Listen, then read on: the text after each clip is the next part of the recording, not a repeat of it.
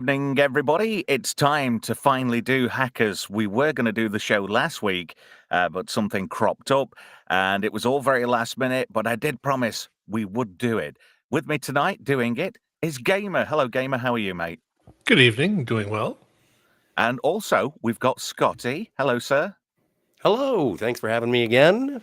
And we'll be having Jill join us as soon as she can. She's very excited to take part in this one. And before we go any further, Spandex, it's a privilege, not a right. Do you agree? I think so. Yeah. There's only certain people you want to see in spandex, and the rest just need to shelve it. As somebody as an increased person of stature, I don't do spandex. I don't think there's enough beer in the world or spandex in the world to stretch across my exceedingly fat ass. I'm gonna catch up with the chat in just a second. I am just getting myself sorted. Let's see who's in there. Oh, Jill's in there, so she'll be joining us soon. Not Brian's in there too. Gamer, you're in there. Flav, hello, Flav. Automatic. Thank you for joining us this evening, whoever and wherever you may be. Also to Mog. Miss Martin Muses is with us too. Gavin Blackburn, Franco. And I'm going to say, well done to Melvin Deeply. He was the first person to get in there because I know there's a bit of competition going on where people want to dive in on the chat and say first. So well done to Melvin. Also, we've got Finity, the timey-wimey limey in there. And without further ado, we're going to crack on with this because I've been waiting eagerly to sink my teeth into Hackers. And it's a cracking film. I love it. By Ian Softly. Is that right? I seem to think so. A few facts about the film before we kick off. Hackers is a 1995 film, not 1985. I did put that on X earlier today and did it on the account for Monday Night Mayhem, which I couldn't edit. And then I realized, and I'm like, oh, been having one of those days. It's an American crime thriller of sorts, directed by Ian Softly, starring Johnny Lee Miller, Angelina Jolie, Jesse Bradford, Matthew Lillard before he was Zoink Scoob. Also Lawrence Mason, Renely Santiago, Lorraine Bracco before she was in The Sopranos, and Fisher Stevens. Oh dear, Johnny Five, I'm being beside myself. Do you remember him from Short Circuit, guys? Oh yeah. Yeah, absolutely. He's a great character actor. Wasn't he in was it not Time Track? Was he in Time Tracks or something like that? He was in Lost. Yeah, he was in lots of things. He had a bunch of episodes in the television series Lost. He was in Columbo. He was a good villain in Columbo.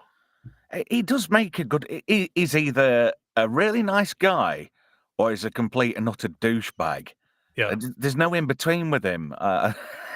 That's all right. Some people are like that in real life, though, aren't they? They're both a bit of pleasure and pain. We all know somebody who's hard work, but we love him regardless. I've apologized on several occasions. I wasn't aiming at you, Scotty. I kid. I was fishing. That's all. I was fishing for Stevens. Oh dear, are you being beside yourself, Scotty? Sorry, Johnny that was terrible. The film received mixed reviews from critics when it came out, and it underperformed severely at the box office, but it's gone on to achieve cult classic status. That's why we're here talking about it now. Its original budget was $20 million. Any guesses on how much it made back at the box office? 7. Oh, not bad. Oh, Scotty's closest, $7.5 million. Wow. Oh. I'm sure it's made far more than that on DVD, VHS at the time. Rentals, yeah. And there was some good product placement in that film as well. We'll talk more about that as we go along. But the story starts on August 10th, 1988. 11-year-old Dade Zero Cool Murphy is basically, he gets done for hacking. He released a worm and it went around and did a lot of damage on lots of computers. And so he's basically ordered by a judge. He can't touch a computer and he can't touch a touch-tone telephone until his 18th birthday. And his family's fined at the time $45,000. That's equivalent, apparently, to around £116,000. And he crashed a total of over 1,500 computer systems, causing a 7-point drop on the New York Stock Exchange. So, yeah, he's a bit of a bad lad. He's a naughty boy, but, we'll let him off. And he gets busted, basically. You can't do that kind of thing and get away with it 100%. His mum's happily making breakfast. And then, door comes crashing in, as you do. And then he's in court. And the judge says, "You're a naughty boy, Dade Murphy. You're going, you can't go to juvie, but we will fine you heavily." And, he does the old, "I'm a bad lad. Oh dear, what have I done?" So then we end up with the credits. And I noticed as Dade and his mother are flying to New York from Seattle, presumably, the skyline, as the plane goes over it, you're looking down on the buildings, and the buildings slowly turn into microchips, and the streets turn into circuit boards. I really love that. That was a really cool element of the actual opening of the movie. I don't know if anybody else noticed that. Oh, for sure. Yeah, I think it gives you insights into Dade. That's kind of what his mind is. Even all these years of not being allowed to access a computer, that I at least that's how I read it. Is that as you're flying over, that when he, even though his eyes are closed in this particular shot, that as he's looking down, that's what he sees. Yeah, I was a bit enamored because I'm a bit of a geek with electronics. And I was like going, "I know that chip. I've got 2 of those. Hang on, I know that chip as well." Yeah, sad but true. So 7 years later, on his 18th birthday, his court ruling's lifted. And what does he do on his first night of freedom? He's straight on a laptop. And do you know what makes me laugh about this film? All these laptops. I mean, back in the day, we used to call them crap tops for a reason. They were absolute crap. You could do hardly anything on them. You could barely play a good round of Doom. Anybody have a laptop back in the 90s and experienced Doom frustration? I didn't. I had gaming PCs or consoles. Yeah, I had a 386 or a 486 at that time. Yeah, that would have been about right for that era, wouldn't it? Yeah. Because PCs, let's face it, they were still in their infancy. If you had a PC at home, you were either rich or a geek or, you were very resourceful and you had a need for them at home, whether it was doing something business-wise or doing something really naughty. So anyway... Well, unless you count playing Leisure Suit Larry. I suppose that brings back memories. But no, like we started off on a Tandy and worked our way up. Like my folks had, my mom was a teacher, my dad worked for the government, and so free stuff. And we got it, and I was totally hooked, and I was playing all those old Sierra graphic adventure games. It was rad. You didn't have a Trash 80, did you? That was one of my first experiences with home computing. But then again, I had a lot of Commodore machines back in the day. There you go. Yeah. My dad asked me one Christmas, "Well, what do you want for Christmas, son? More than anything." And I said, "A Commodore 64." My dad, being the cheapskate bastard that he was at the time, even though he was making loads of cash, was sat watching me on Christmas morning open up my present, and I thought, yeah, that's a Commodore box. Opens it up, and I saw a 6, but no 4 after it. It had got a 1 in front of it. He got me a Commodore 16 because it was £200 cheaper. Oh, much disappointment, and it got less usable memory than a VIC-20. Yeah. Saying that though, the Commodore 16 has a special place in my heart, and it's still one of my favorite retro computers. I've got about 5 of the things. There's another 2 on the way. The wife doesn't know about it as of yet, so I need to keep that very quiet. I think we have another guest. Jill is finally with us. Hey. Hello, Jill. How are you? Fantastic. Just got home. Super excited to talk about this movie. Good. Does it bring back fond memories of 1995 for you at all? Oh, sure. Definitely. Well, unfortunately, I didn't watch it when it came out. I first watched this movie with my then boyfriend, now husband, when I was in my early 20s. We were both in school for computer programming. So somewhere between 2005 and 2008 is when I watched it.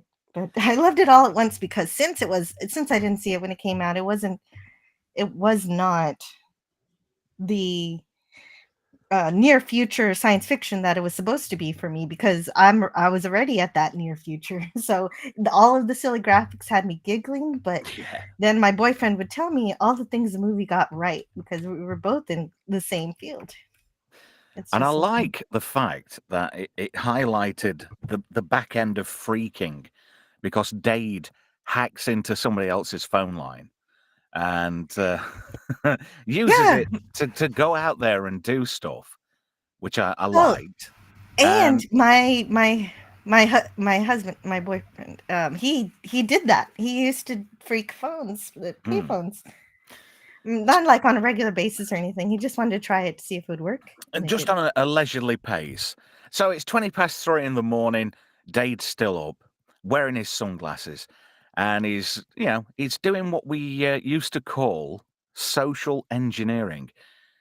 He rings up the local TV station and basically socially engineers. He does what Kevin Mitnick did best. He got on a phone, pretended to be in the know, and got information. Now, this doofus here is reading all the information off the modem. I love that screensaver. That's classic. Hey, did anybody have the warp speed one? That was one of my favorites back in the day with the early versions of Windows. Oh, for sure. You got There's to have another it. part of the movie that shows another favorite, the teapots. The teapots all over the place. That was a famous one. But Yeah. the social engineering, that's a real thing then, and it's still a real thing now. I can't do it. I mean, I used to be really, really good at it back in the day, for getting information from people that shouldn't be telling me stuff. But I don't have the basically the balls to do it. I don't know why. Maybe it was just a bravado and an age thing for me at the time. So Dade's managed to get himself into the local TV station's computer network, and he's hacking away. He doesn't like what's on the TV. So there's like how can I put it? Some guy who's spouting bile and bilge.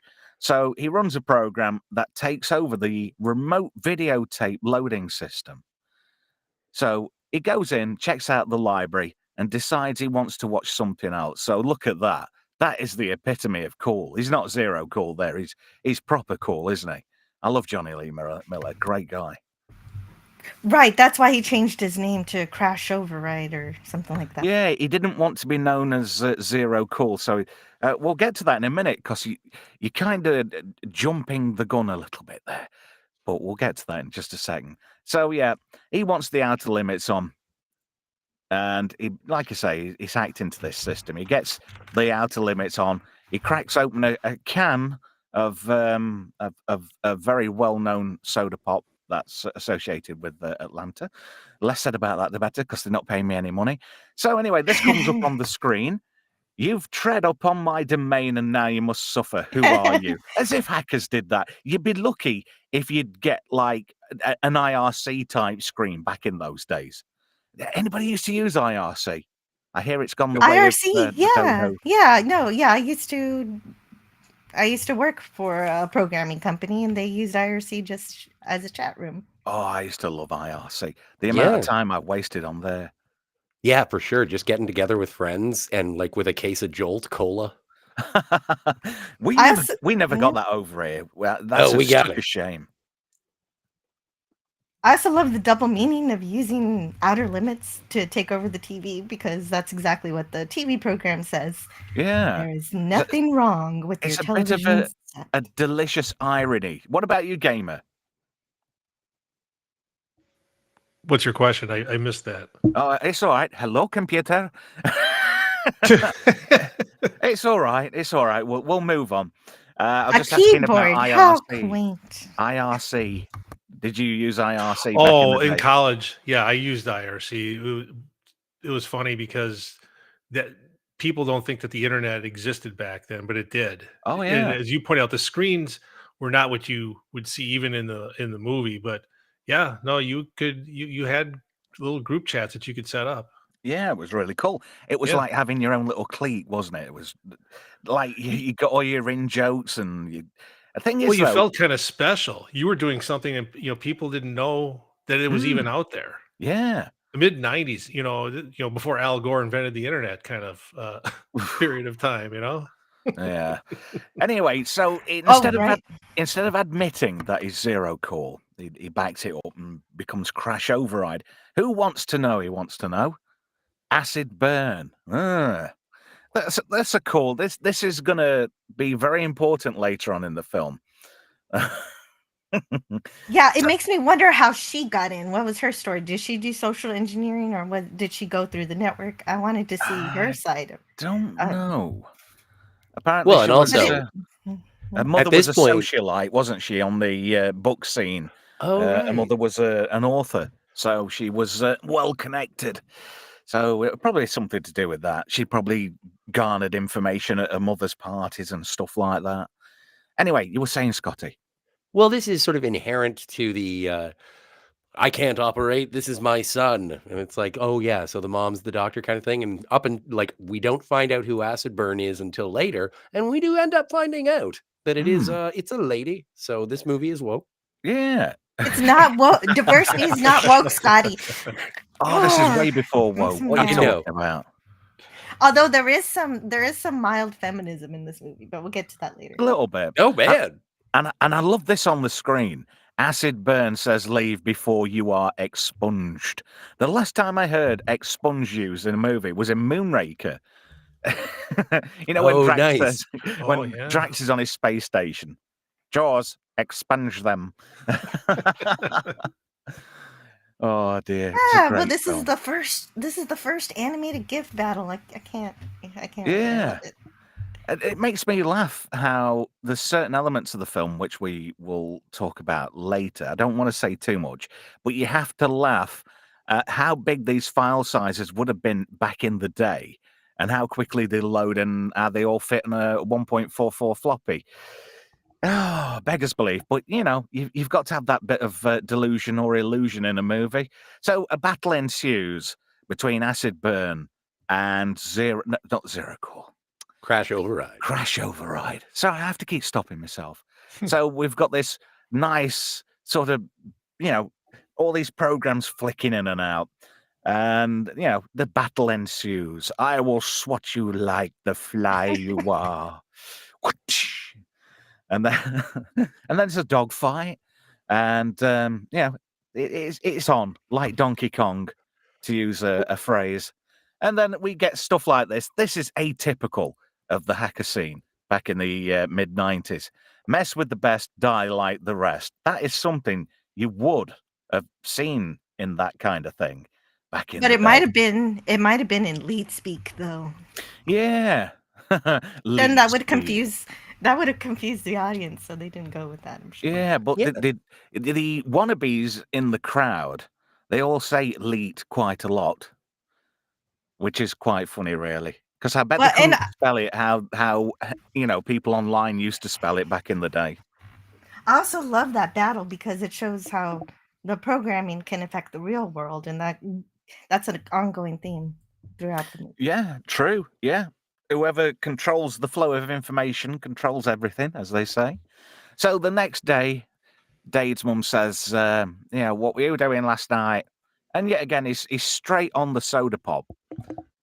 I should have covered that up, really. Let me get rid of that image because it's free advertising. So basically, she chases him and he locks himself in the bathroom. And it's like, were you on a computer? Were you messing with the phone? What time did you go to bed? All this malarkey. And she's basically like, you're going to do it again, aren't you? You're a bit of a ding dong.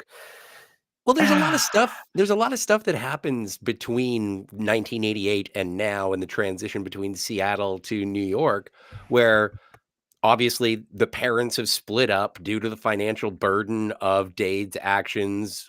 Dade goes with the mom, and the mom has to take the job in New York, and it is definitely a downgrade because we see him getting sort of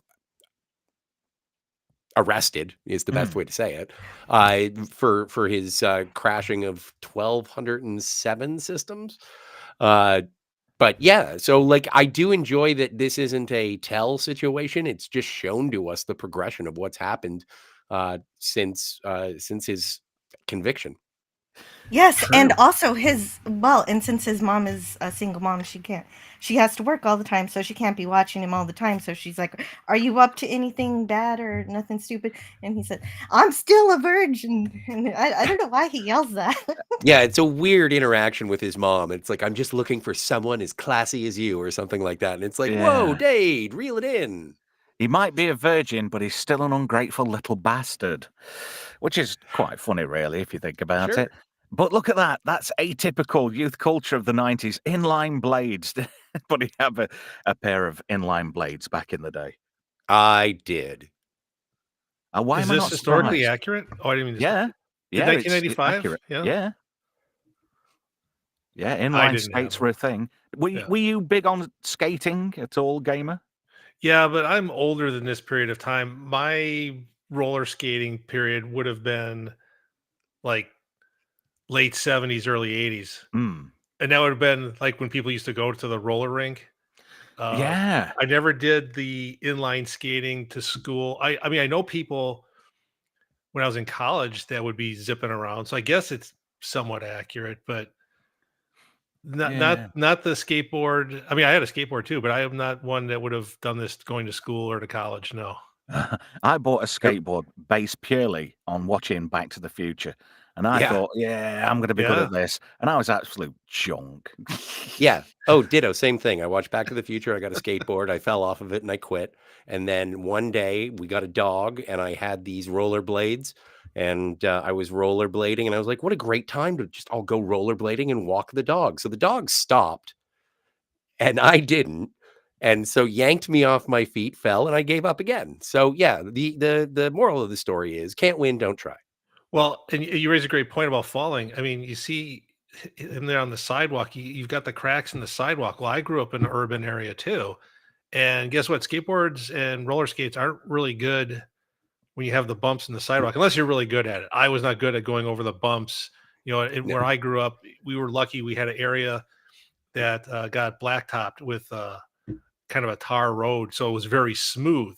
So that was cool riding down. You get some good speed going, but the problem is then you have to stop, and inevitably somebody's yard or something would be the good stopping point. So I'm like with you, Scotty. I bought one and had it for a while, and then this is a little dangerous. So I was Yeah. never one of those kids that could go to the roller park like they do now and do the flips and everything. I'm Oh, allergic to wow. pain. All these memories coming back for everybody. I hope it's the same for everybody in the chat. Feltz5 says the soundtrack of Hackers is so good. And it is. Yeah. It really is a fantastic soundtrack. I love it to bits. Home built PC. Yeah. Nice. Let me just have a quick catch up with the chat. Feltz also says Commodore 64. Yeah. Oh, you got to have one of those.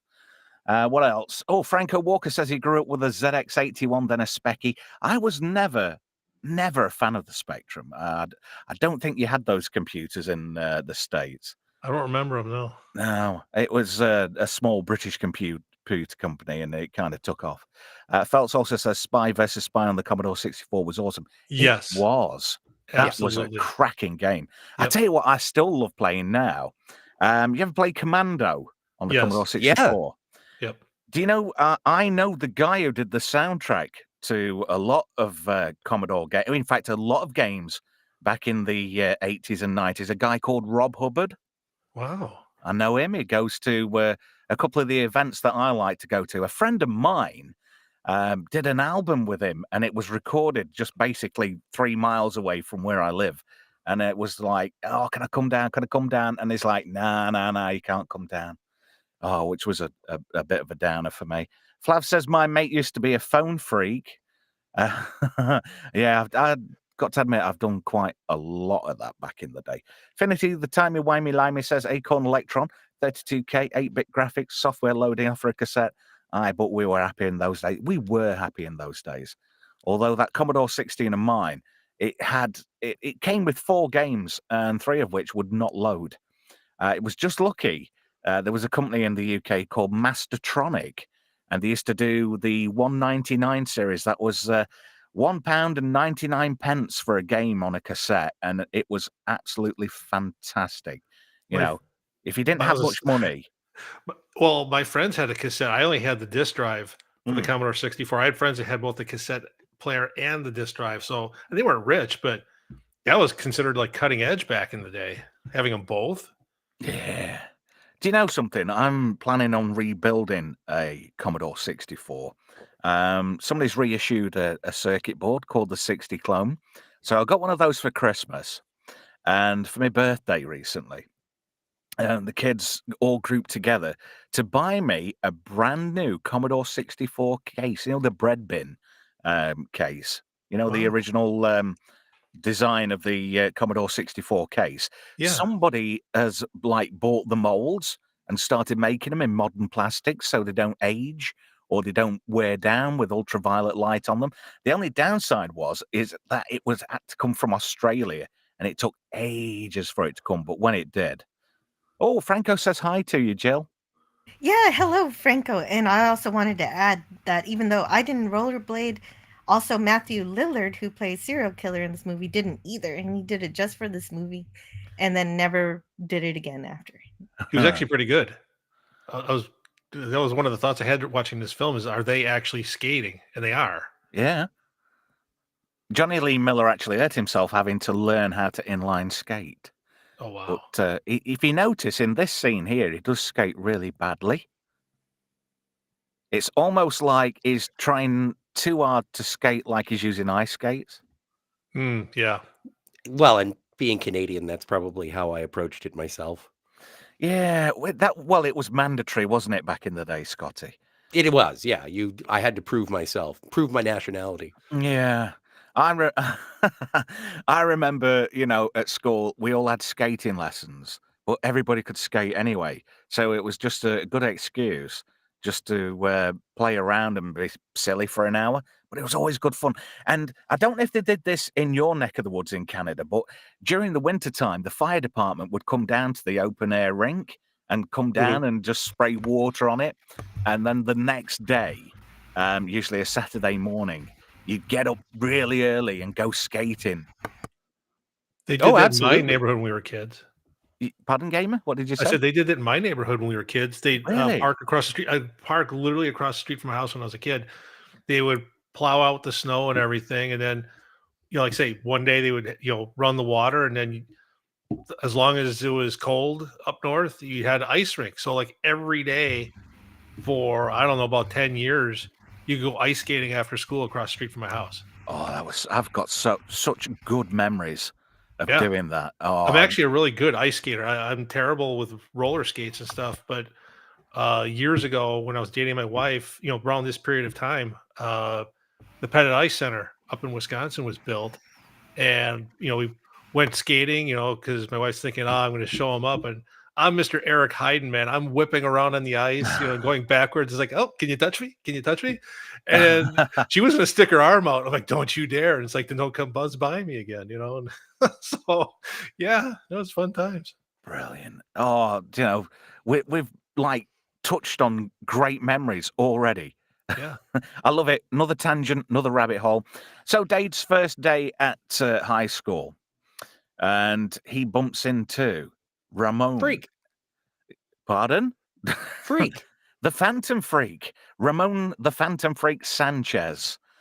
And Dave's like, well, where do I go? Where's this? And he's like, oh, I'm making a call to Colombia or something. But he's always... Come on. You got to give him a little bit of seriously, who walks up to somebody who's on the phone and says, excuse me, may I trouble you for a moment? And it's like, I'm on the effing phone, yo. Get off my lawn. Any phone, a damn pay phone. This charges by the time. But also, anyway, he doesn't get charged, obviously. The best well, scene, no, of course not. The best, but this guy, the actor, he plays Sally Can't Dance from Con Air. So he's the guy who, the prison bitch from Con Air on the plane who's dancing to Sweet Home. Yeah. I thought it was cool. Your friendly local neighborhood bitch, jailbitch.com. So Dade sat down filling out some forms, and then he's introduced to Kate Libby. And she's a bit sassy. She's a bit forthright and a little bit outspoken. A very young Angelina Jolie. Do you know, Angelina Jolie never did it for me, never floated my boat, because every time I looked at her, all I can see is a dad. She's like a Really? boyish version of her dad. She's the spitting image of John Voight, obviously. I don't see it. Do you not? No, don't. I didn't know John Voight was her father until years later. Yeah. Really? Yeah. No, I see it plain as day. Just looking at that. But Hmm. while all this is cracking off, Well, no, yeah. if I could just say, I've been wanting to say this joke for a week. go for it. So Johnny Lee Miller is in Hackers.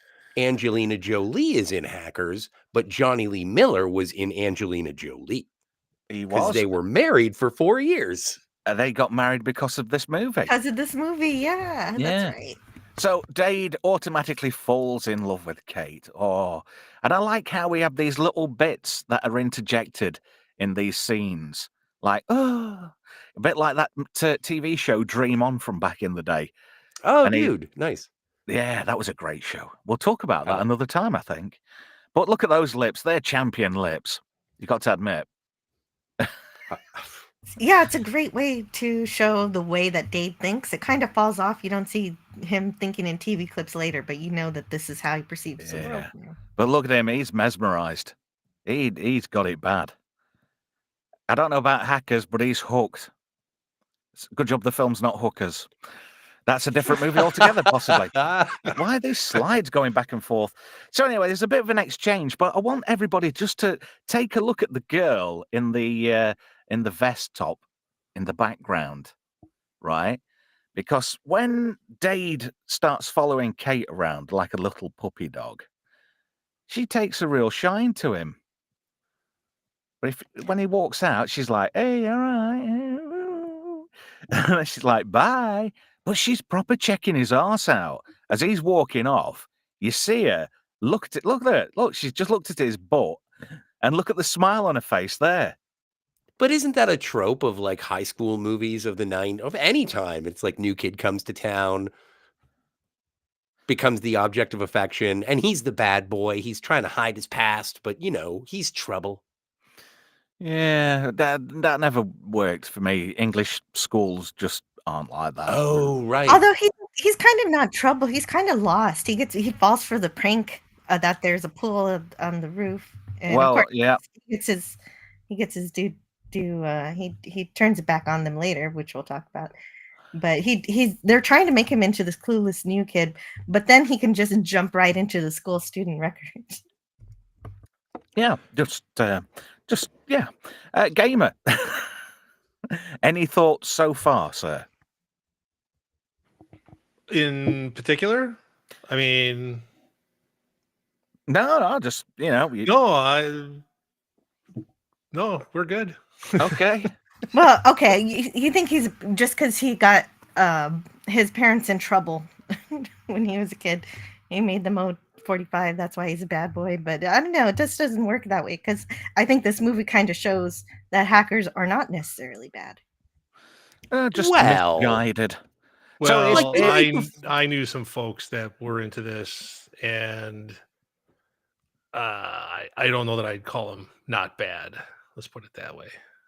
Well, the thing is that he isn't allowed to do anything until his 18th birthday. His Right. 18th birthday happens and he starts doing crimes again. We've seen him do the crimes. True, that's true.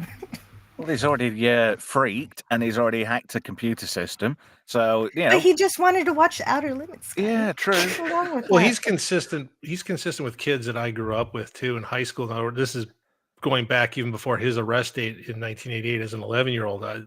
Kids in the early 80s. You're talking about the Commodore 64. They were doing stuff, getting into like weather control systems and stuff. That's why I was wondering when I first saw this film whether you could actually change the cart at a TV station to get the television show you watched.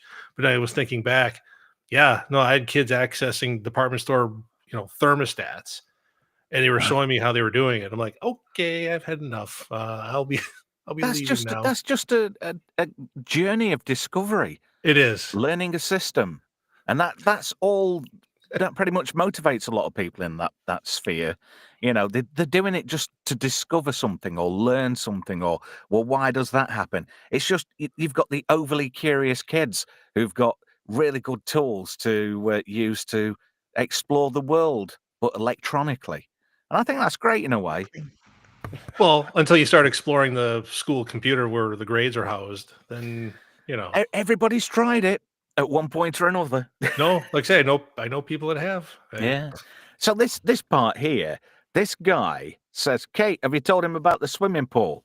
And this sets him up because they seem to play a prank on the nerdy kids. So he goes and has a look for the swimming pool. And she's like, yeah, there's a swimming pool. It's up on the top. So he goes and has a look. Yeah, I'll go and check that out. If you go into a lesson, why do you go and check out a pool? So he opens the door, and there's a bunch of nerdy kids all there.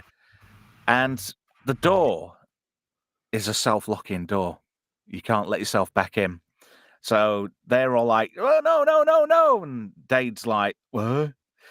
So we have a bit of a dirt moment, and then he realizes, yeah, you've been done. Yeah, you've got me. Nice one. So he Did tries this to ever happen to you in England, Trev, or in No, Canada? not at all. No, not really. Many people was foolish enough to mess with me at school. So I wonder if it's an American thing, because that was when I went into high school. That was kind of the buzz. Now I already knew from people. It's like, dude, don't bite. There's no pool here. But Yeah, I wonder if that's more of an American thing than, say, a Canadian or a British thing. To yeah. go visit the pool on the roof.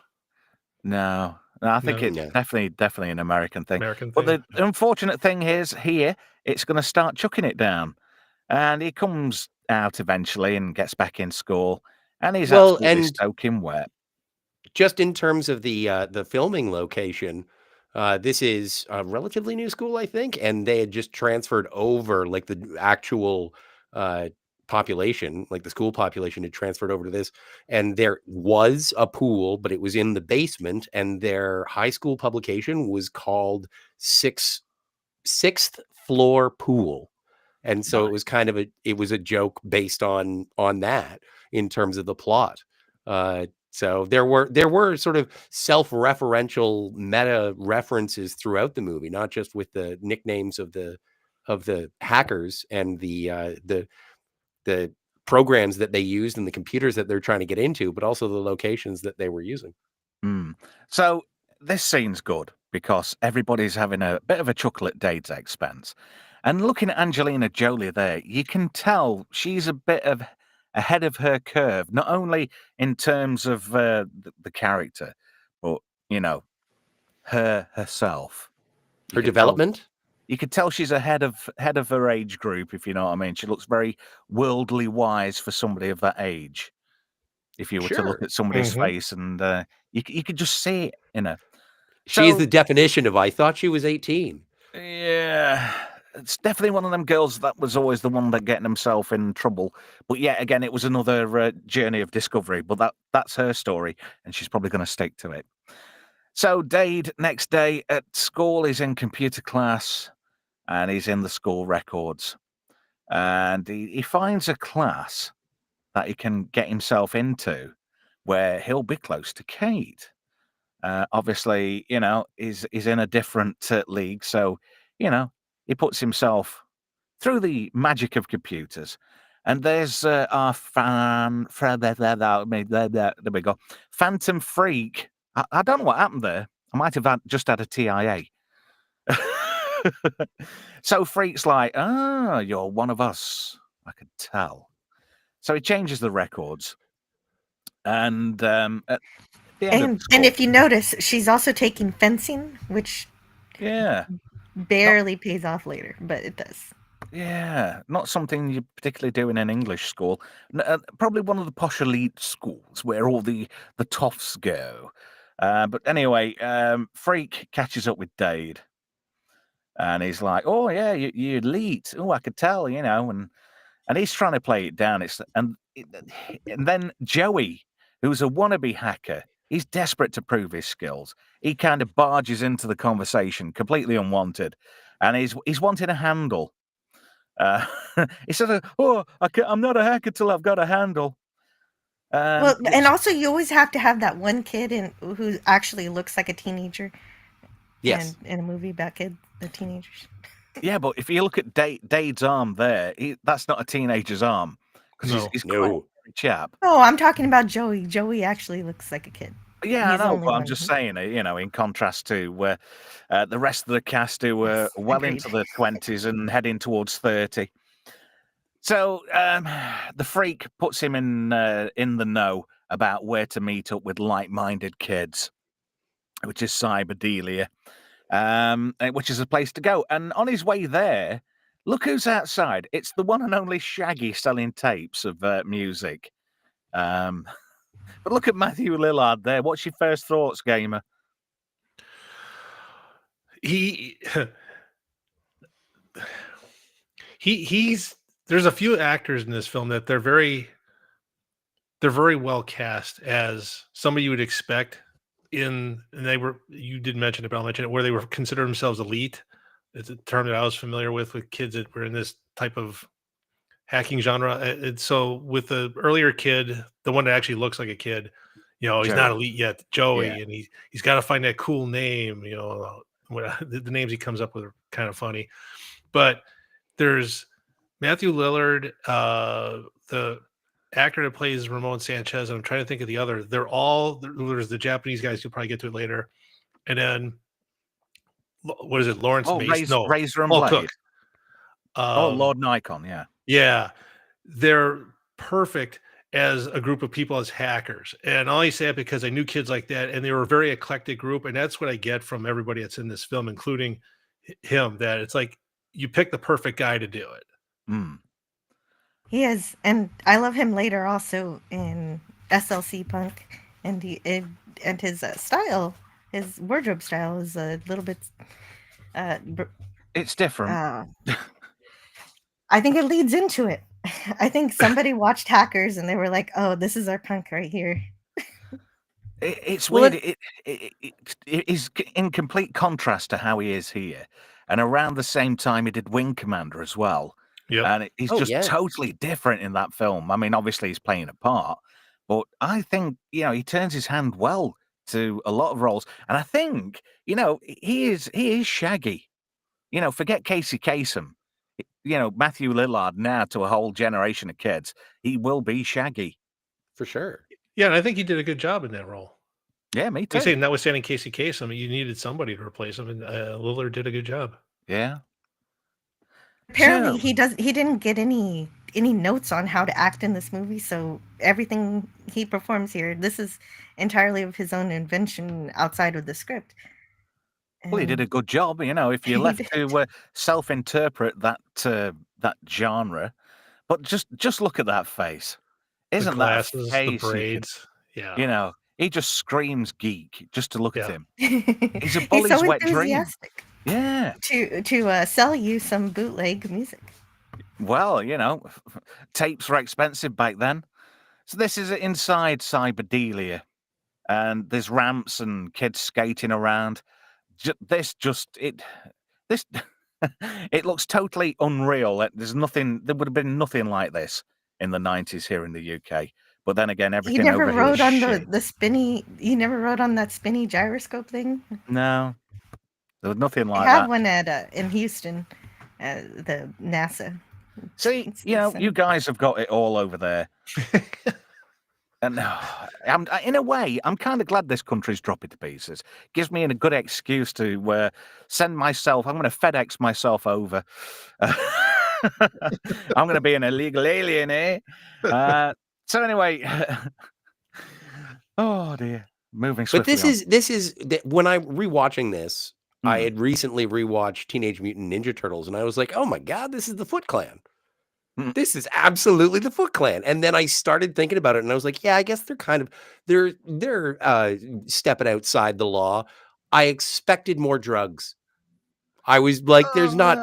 The only person who does anything is Joey, and he smokes, but everyone else is just no one drinks, no one does weed, no one does nothing.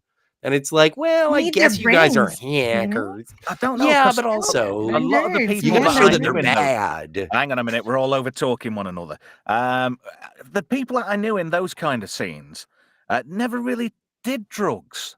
You know, it was the kind of people who didn't understand the technology, and those that couldn't get into it moved on to other things, and they were the ones that would venture out into that kind of scene. But you know, if you technology and hacking and doing all this cool stuff with technology is your thing, that is your drug of choice. And the Well, it's soda. just I mean, that I was going to Go say the ahead. soda. You mentioned it earlier, the two different soda brands that would be more consistent with the Mm, hacker scene versus say somebody, and people would play, the Dungeons and Dragons and such. That would be, and I want to typecast people, but that would be more of the group of people that would be into drugs, pot or whatever, drinking mm, alcohol. And maybe it's, like I say, it's typecasting, but the people that I knew that were into this scene, again, it's a stereotype, but they were the jolt drinkers, the yeah. coke and everything else. So I didn't have a problem with this scene in the bar. We didn't have these type of locations for kids where I grew up where they could just hang out, kind of like Buffy the Vampire Slayer, where they're just kind of at a scene and they'd be drinking soda and stuff, or what they have now with oxygen bars and whatnot.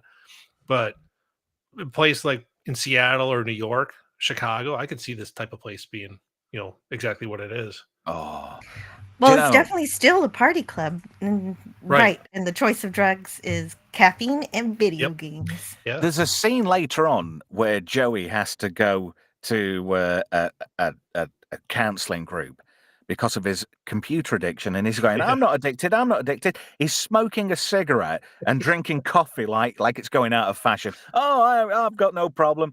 But anyway, in this scene, you've got the Phantom Freak, and he's placing a long distance call somewhere.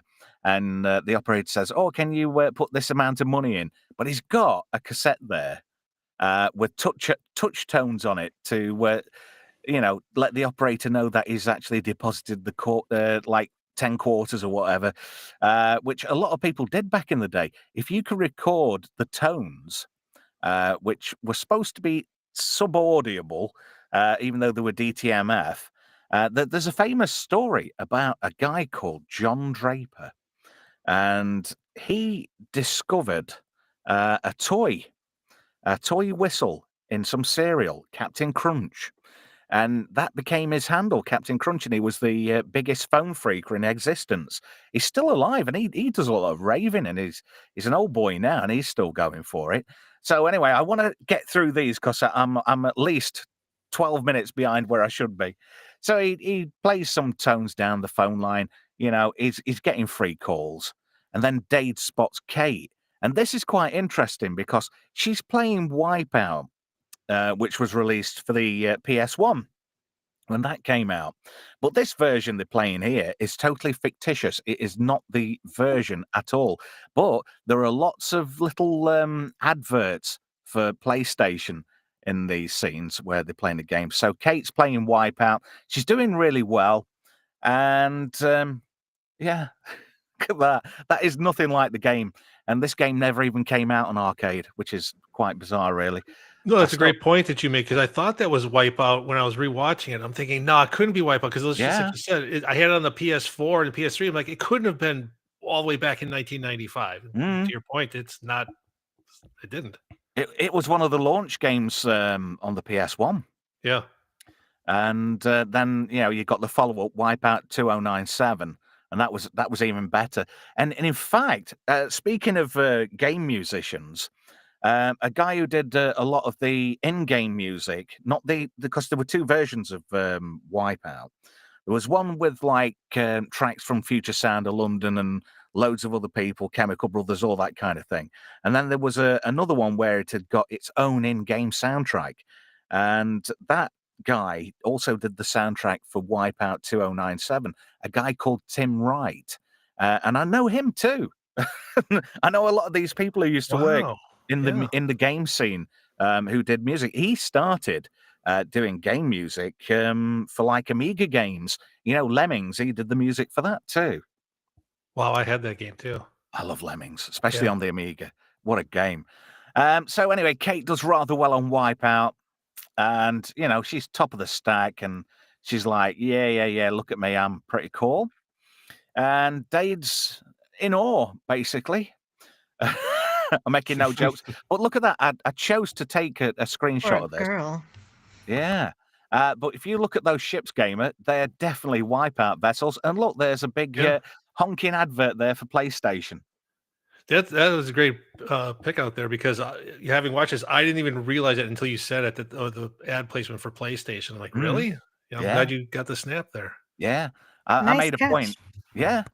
I love that. I mean, I love FISA. They're my favorite team, and everybody goes, "No, they're crap. You've got the racist piranha." No, it's the game is what you make of it, not what you can, steal by putting cheat codes in. So Kate sort of like gives him a challenge.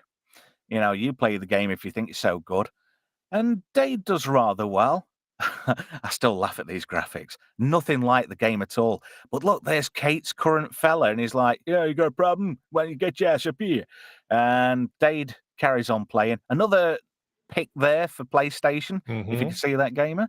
Yep. But I'd love to play Wipeout on a screen as big as that, and with joysticks like that too. But that is nothing. If you look at that, that is nothing like the game, is it, Gamer? No, it's not. But Not I'm with nothing you. like. If I get one of those 89-inch screens and play that game now, Oh, it'd do be awesome. you know what popped up on Facebook Shorts this morning when I was having my coffee before I did the school run? And it was like somebody had connected a PS1 up to an 85-inch TV. And it was just like basically a wall. It was the whole wall was the TV. Yeah. And the Wow. like the PS1 logo Yeah. music. Oh, and then when it's all tinkly and sparkly. And every time I hear that, it raises the hairs on the back of my neck. I don't know if it does the same with you. Yeah, well, they just had the 30th anniversary, so you could get the old game launch music for your system. So for my PS5, that's actually the music I have load when I boot it up. Yeah. Yeah, I don't. I'm still playing PS1 and PS2. There's a lot of good games on those consoles. I mean, if it I still know. works, I miss them because a lot of those games they've not ported up to the newer systems. I still love playing Knight Rider, which is weird. Why is it weird? Well, yeah, people sneer at me. They're like, "Well, what are you playing this for?" And I'm like, "No, it's still good." No, there's a lot of great games on the PlayStation 1 and the PlayStation 2. One of my favorites from the PlayStation 2 is SOCOM 2 US Navy SEALs. That's probably one of the greatest first-person shooter games ever. Man, if they could make that game today, that'd be outstanding. I've just reminded myself of something. I need to send you a picture, Scotty, because I was telling you about that X3 cart I've got, the EverDrive cart for the Sega Genesis. Oh, nice. Where I've got all the games on one cartridge, which is fantastic. I mean, I've still got loads of Genesis games, but you can't beat cartridge systems, consoles, and Well, whatnot. exactly.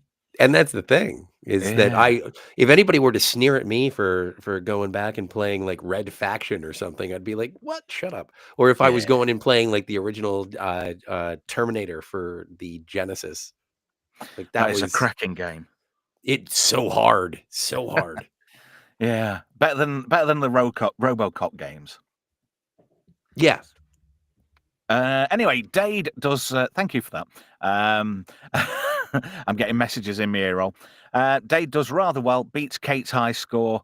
Oh, and Kate's not impressed. And he sort of like looks to her and goes, yeah.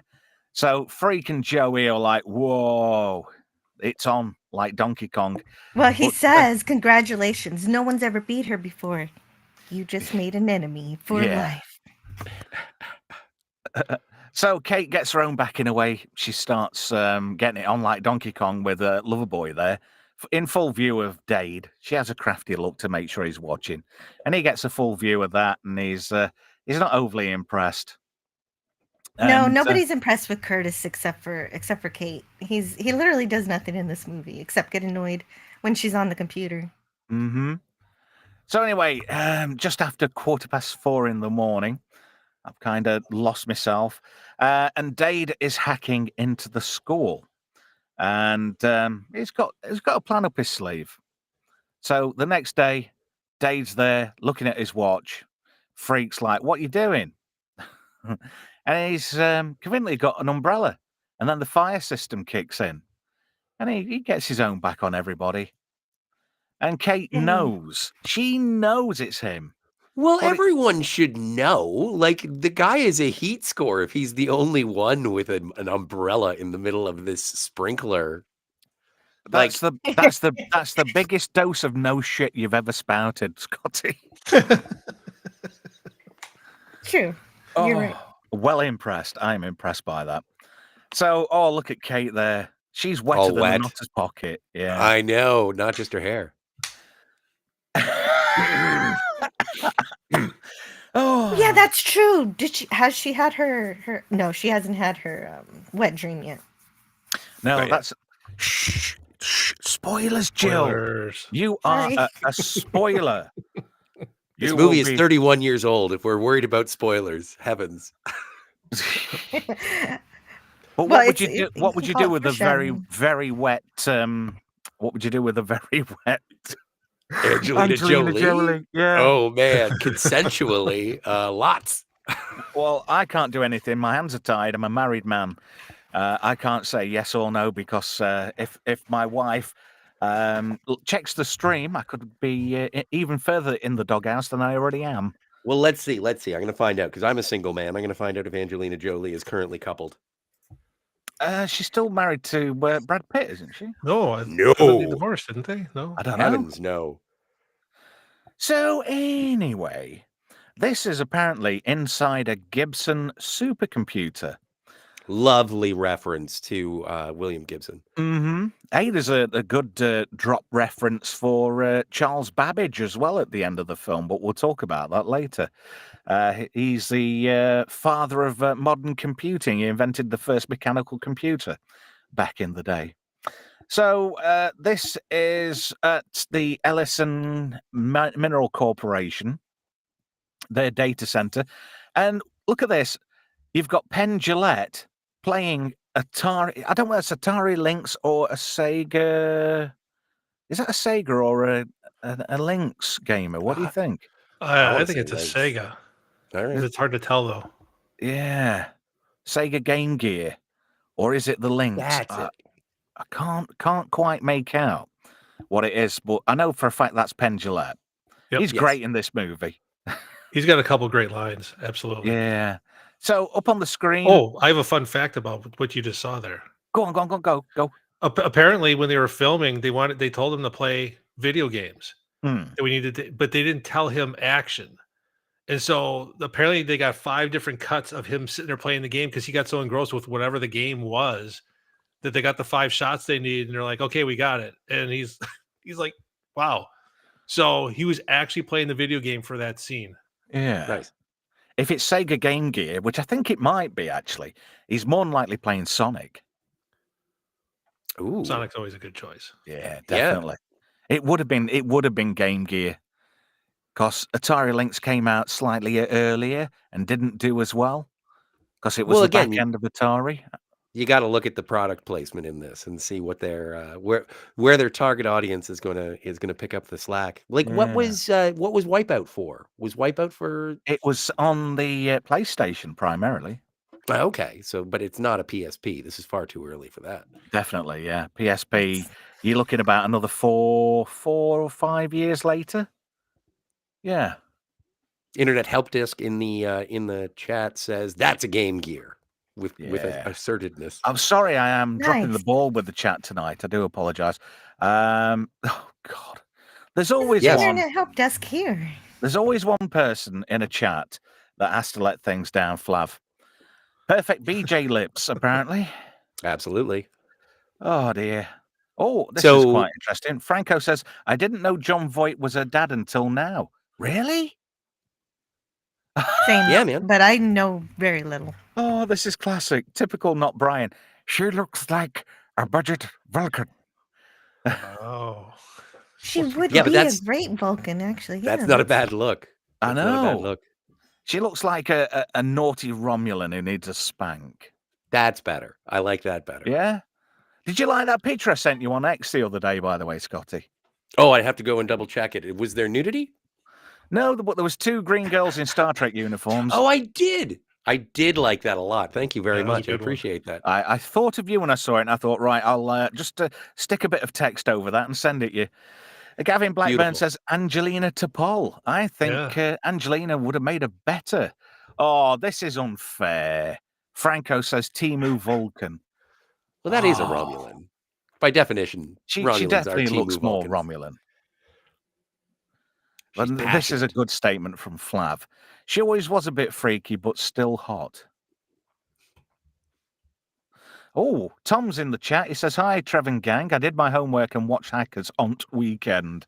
That's definitely a Yorkshire thing. Tom says, hey, Jill. You're getting a lot of hays and highs in the chat tonight. Well, yeah, that's because I say hi to people and they say hi back to me. It's really nice. I try and Having a keep good up. time. System. Tom says Angelina's 49 now. And single.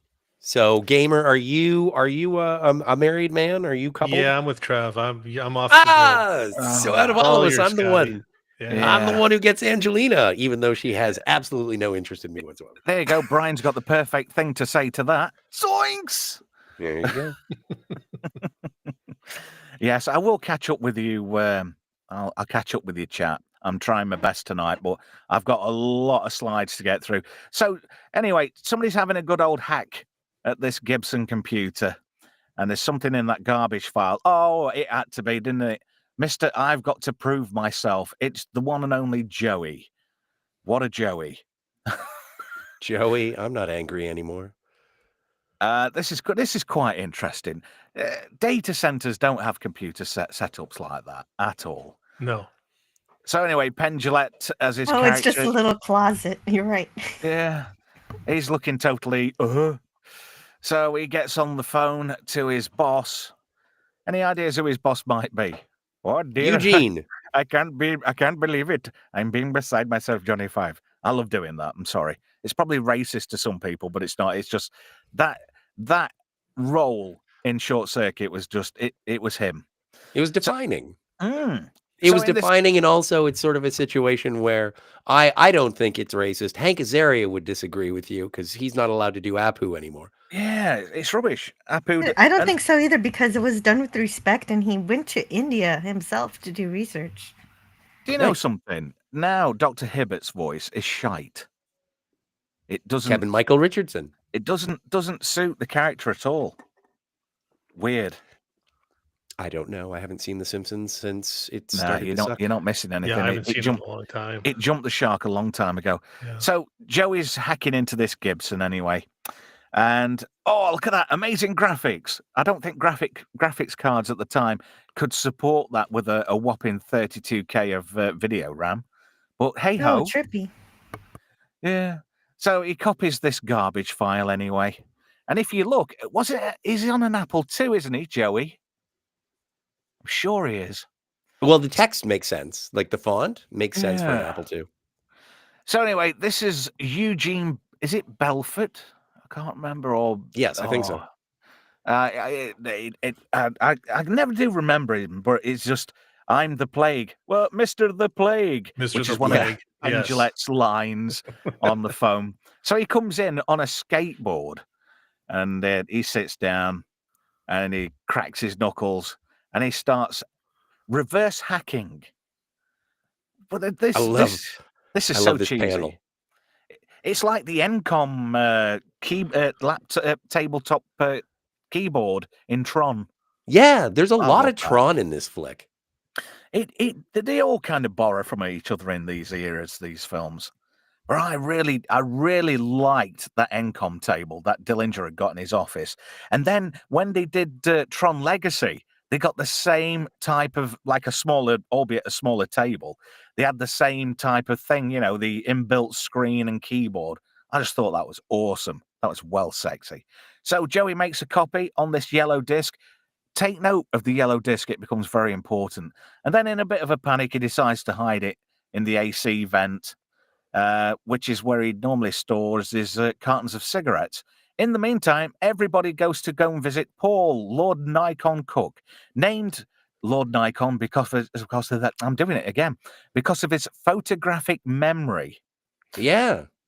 which is quite bizarre. I wish I'd got a photographic memory. Me Oh, too. That I would be think one of so the cool. greatest superpowers that I have is the ability to forget. Yeah. Sometimes I forget what day of the week it is, whether it's an age thing or what. Oh, He honestly, looks you he get looks like a druid. he does, but if you look, he's more in vein of a Jedi Yeah. with some of the things he says. But Oh yeah. Lord Nikon doesn't particularly like what he sees. He obviously knows these guys, but he doesn't know Dade. And then we've got Richard Gill, who's our man at Flowers by Irene. Yeah. You got that one. Yeah.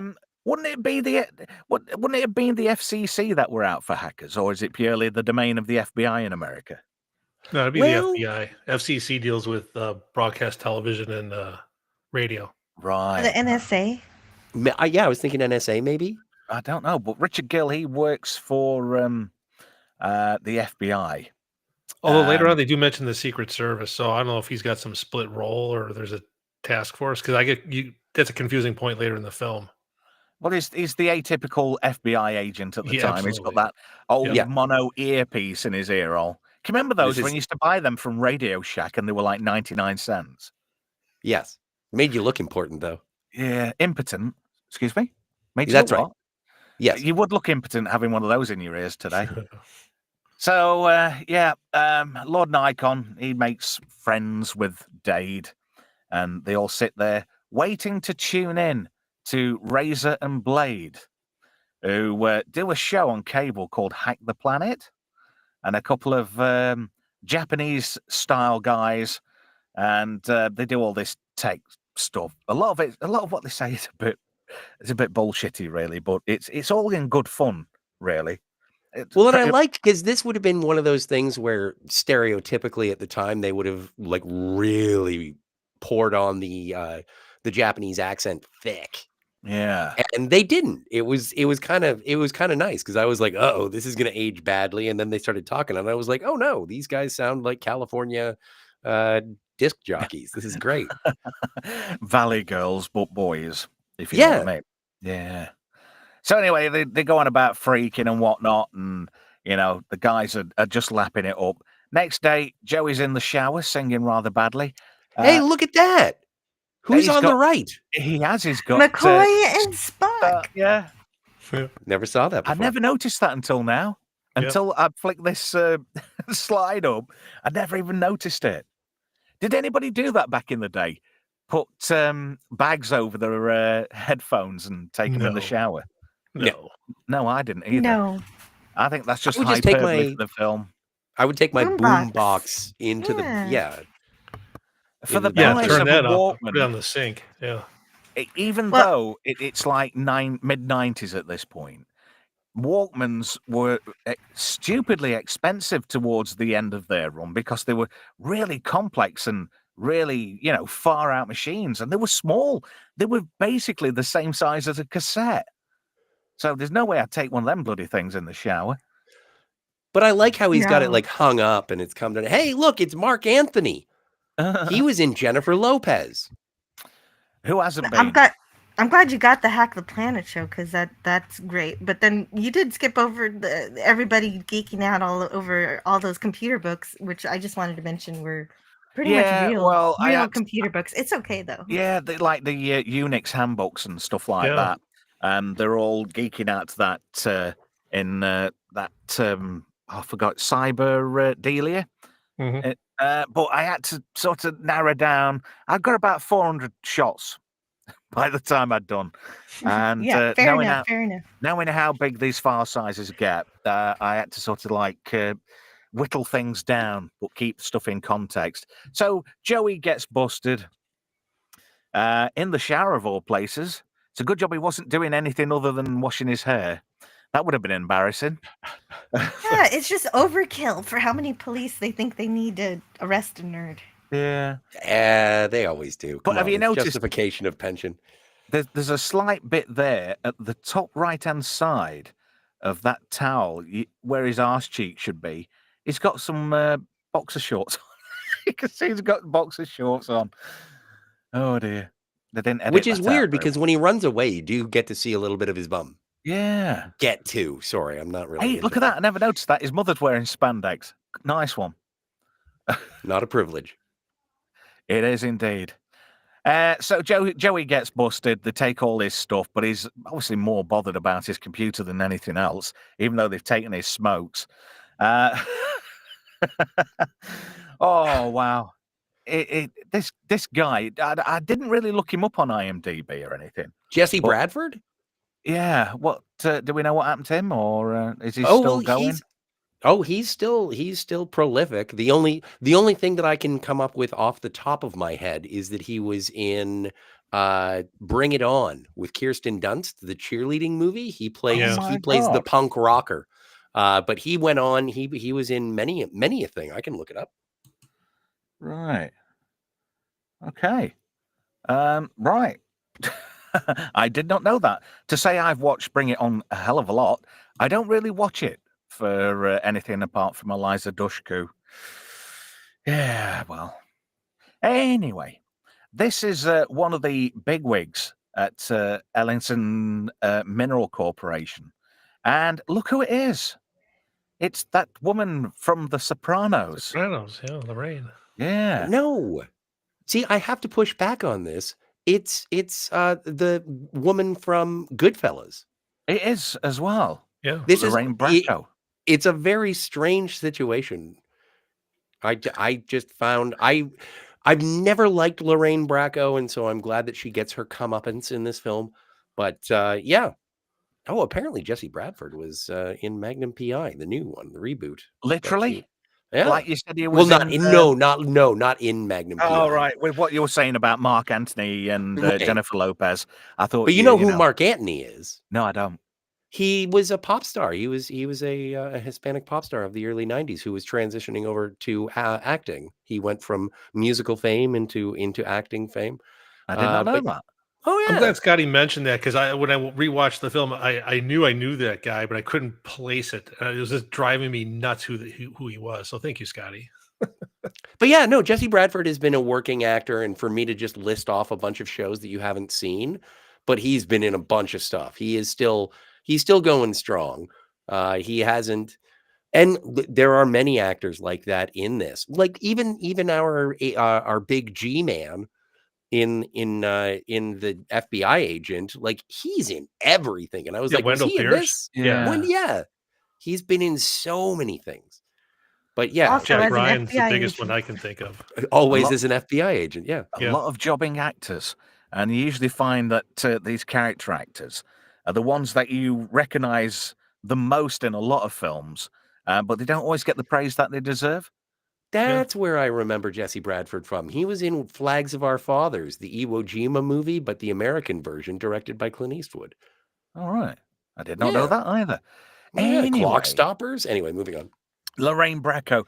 I don't know. She's an odd duck. She's bizarrely hot, but she's not. Does that make sense? Yeah. She's like a sort of MILF, but I don't know. She was a MILF when she was 25. Well, Like she was just a young old woman. She was always mature. I think she might be experienced. So this is the first look at this. Oh bloody hell! This virus, the Da Vinci virus. Look at Now- those graphics, and that fit perfectly. that? On Is that EGA?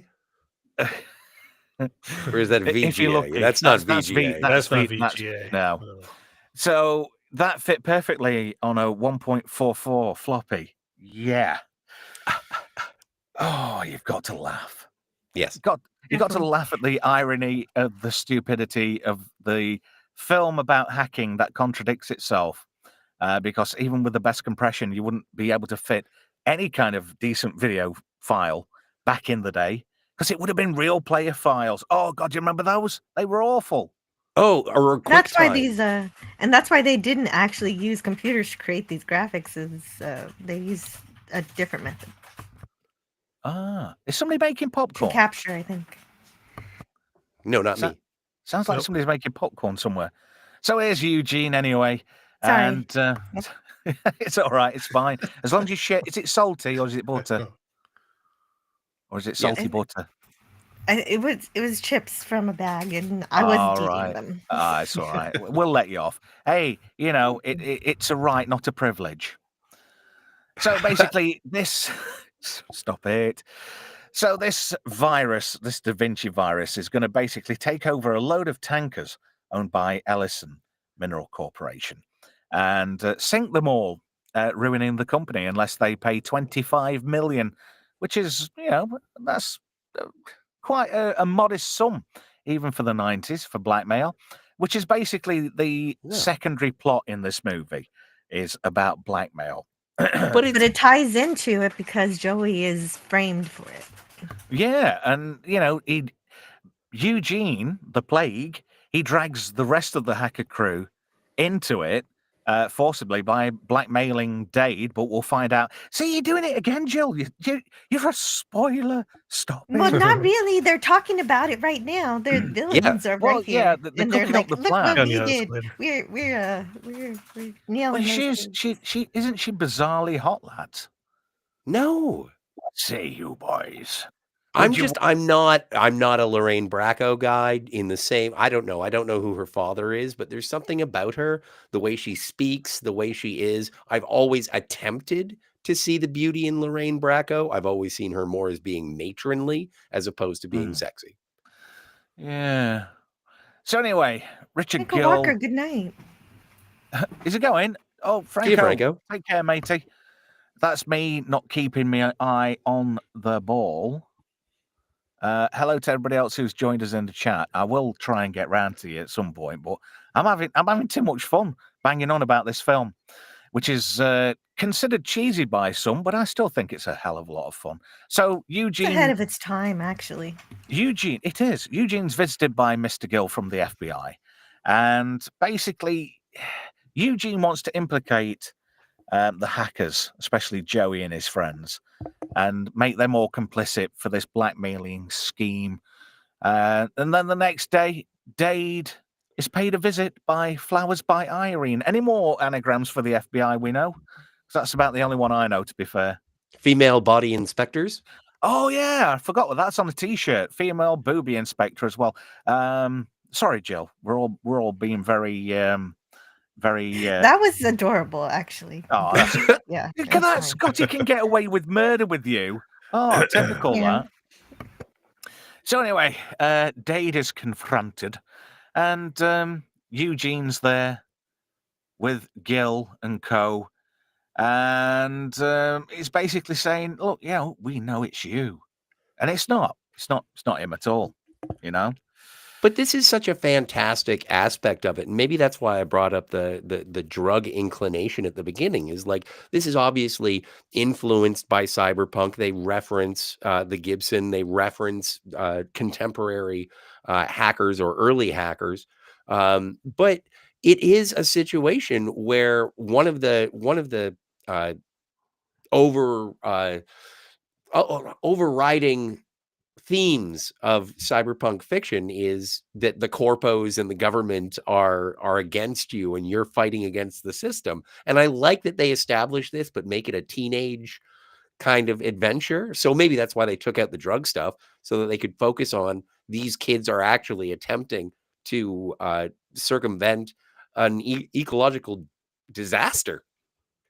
That's right, and against the plague, who essentially he's in his 30s, but he's basically arrested development. He's still acting like a teenager, but he's corporate, so he's gone to the dark side, and it's just he's like a Bond villain in this thing, and it's really great. And the kids got to get together to not be. I won't kill the end of the movie for you. So see, I stopped myself there.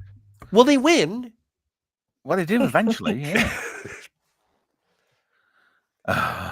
So, moving swiftly on, the games are fought. I really don't like Richard Gill as a character. Not the actor himself, but you can tell he's a bit of a shit. You know, he's a bit of a douche. He doesn't understand. So that's why Eugene the Plague can sort of bend him. He manipulates Gill. And that's why, you know, he thinks he's so clever. Wow, he's going to get away with all of this conspiracy. So later at a party, oh, look, it's your friend Scotty, your tag It's team Mark friend Anthony. from Jennifer Lopez. Yes. Have you ever been to a Diddy party? Are we allowed to say that yet on YouTube? No, we're not allowed to say it. Oh. Well, he's looking cool. Look, he's a typical narc. Look at him, smoking a cigarette, not at all looking out of place. He looks like a fish out of water. So anyway, Hello, fellow kids. yeah. In Kate's bedroom, the lads are checking out a laptop. It's a little farty, crappy-looking thing, which probably wouldn't run Doom. But yeah, they're all drooling over it, and they hear somebody coming, and they flick the lights out. And Well, there's a faffing good line around. here too, Trev. Go There's on, a good line. They're talking about the high tech with the Yeah. 28.8 modem. Yeah. High tech. Ooh. Them were Do the you know how days. many baud you could get on this? 28.8. I remember having a 2400 baud modem. And I bet you any money the internet connection was AOL of one of those free discs. Oh, hey, I have a sound for that if you want to play it. No, I'm still No, trying to okay. forget AOL. No, please. Badong, badong. You've got mail. Oh, look, and then Dade sort of twigs when he sees that logo. He's seen it before, and he quickly realizes this is Acid Burns' laptop. And there's a bit of action going off. They're on the computer, and she's on a different kind of laptop. I'm here all week. Well, Also- I thought you would have snorted at that one, Scotty. Well, And then no, I was admiring her poster for Metropolis because chick has taste. Nice. So Kate realizes she's got a crowd, and instead of getting mad, she gets all excited about her laptop, not the top of the lap she was already. She wasn't particularly playing with the joystick, was she? Things No. haven't Yeah, they progressed hadn't that gotten far. that far. Yeah, This is just heavy petting. yeah. A bit of a snog, a kiss and a cuddle. He's gonna have Yeah. big balls though. Well, that's why he's like, you're not seriously going to go and freak out about your laptop, are you? And she's like, F off, square. Yeah, you've done your bit. Now poddle off. Go and play Atari. It's set up in the living room. So yeah, there's a bit of tension going off between Dade and Kate. I mean, Dade, he's just thinks she's drop dead gorgeous. I mean, she is kind of cute, but she looks too young for my liking, if you know what She's I mean. 20, which is too young. She was still older than. What the hell? Oh, no. That's not me. No, I'm it's sorry not about me. that. I thought I was muted. And Oh, that's it's my all right. daughter It's- in the background, but I'll Eh. give you the quote here. Have you got to that yet? Where she No, says but you her can. major quote of, I hope you don't screw like you type. And apparently, they changed screw from F from I don't know if you want me to curse here. Oh, did no. they? Well, we're trying not to, but if it's in context, I don't mind. But anyway, but that is a great line, and I'm glad you said that, Joel, because you kind of beat me to it again. But I don't mind. Oh, look at serial killer there! Don't you just want to slap him? No, Oh, no. No, look Because at that again, outfit. yeah. he's a good And- laugh. oh, I saw an interview with him earlier today, and apparently that doll is from his real life, where he used to go to Renaissance fairs as kind of like a jester character, and he would carry that doll around. So he brings stuff into the film, which is really great, and that's why. And you always see him walking around with the toothbrush, and the reason for that is there's a line that was cut from the movie that said something about him having bad parents. So some people suggest that he's probably homeless, but no, it turns out he heard that line that he has bad parents, and so he crashes on people's couches and carries around a toothbrush to be ready Yeah. for such. Yeah, because availability. early on in the film, he asks Lord Nikon if he can crash with him, doesn't he? And he kind of stays with him on a semi-permanent basis all the way through the film because he's never out of his apartment. So anyway, we get back to the plotting. I can't remember a character's name now. I forgot it. I believe her character's name is Lorraine Bracco. Does she play Lorraine Bracco in this? No. Joking. I can look it up. I'll look it up. Yeah. So anyway, they're plotting and scheming. The weird thing is, Fisher Stevens there looks like my uncle, how he was in the 70s. Margot, that's it. Yeah. There you go. Oh, Thank you. Thank you, gamer. Cheers.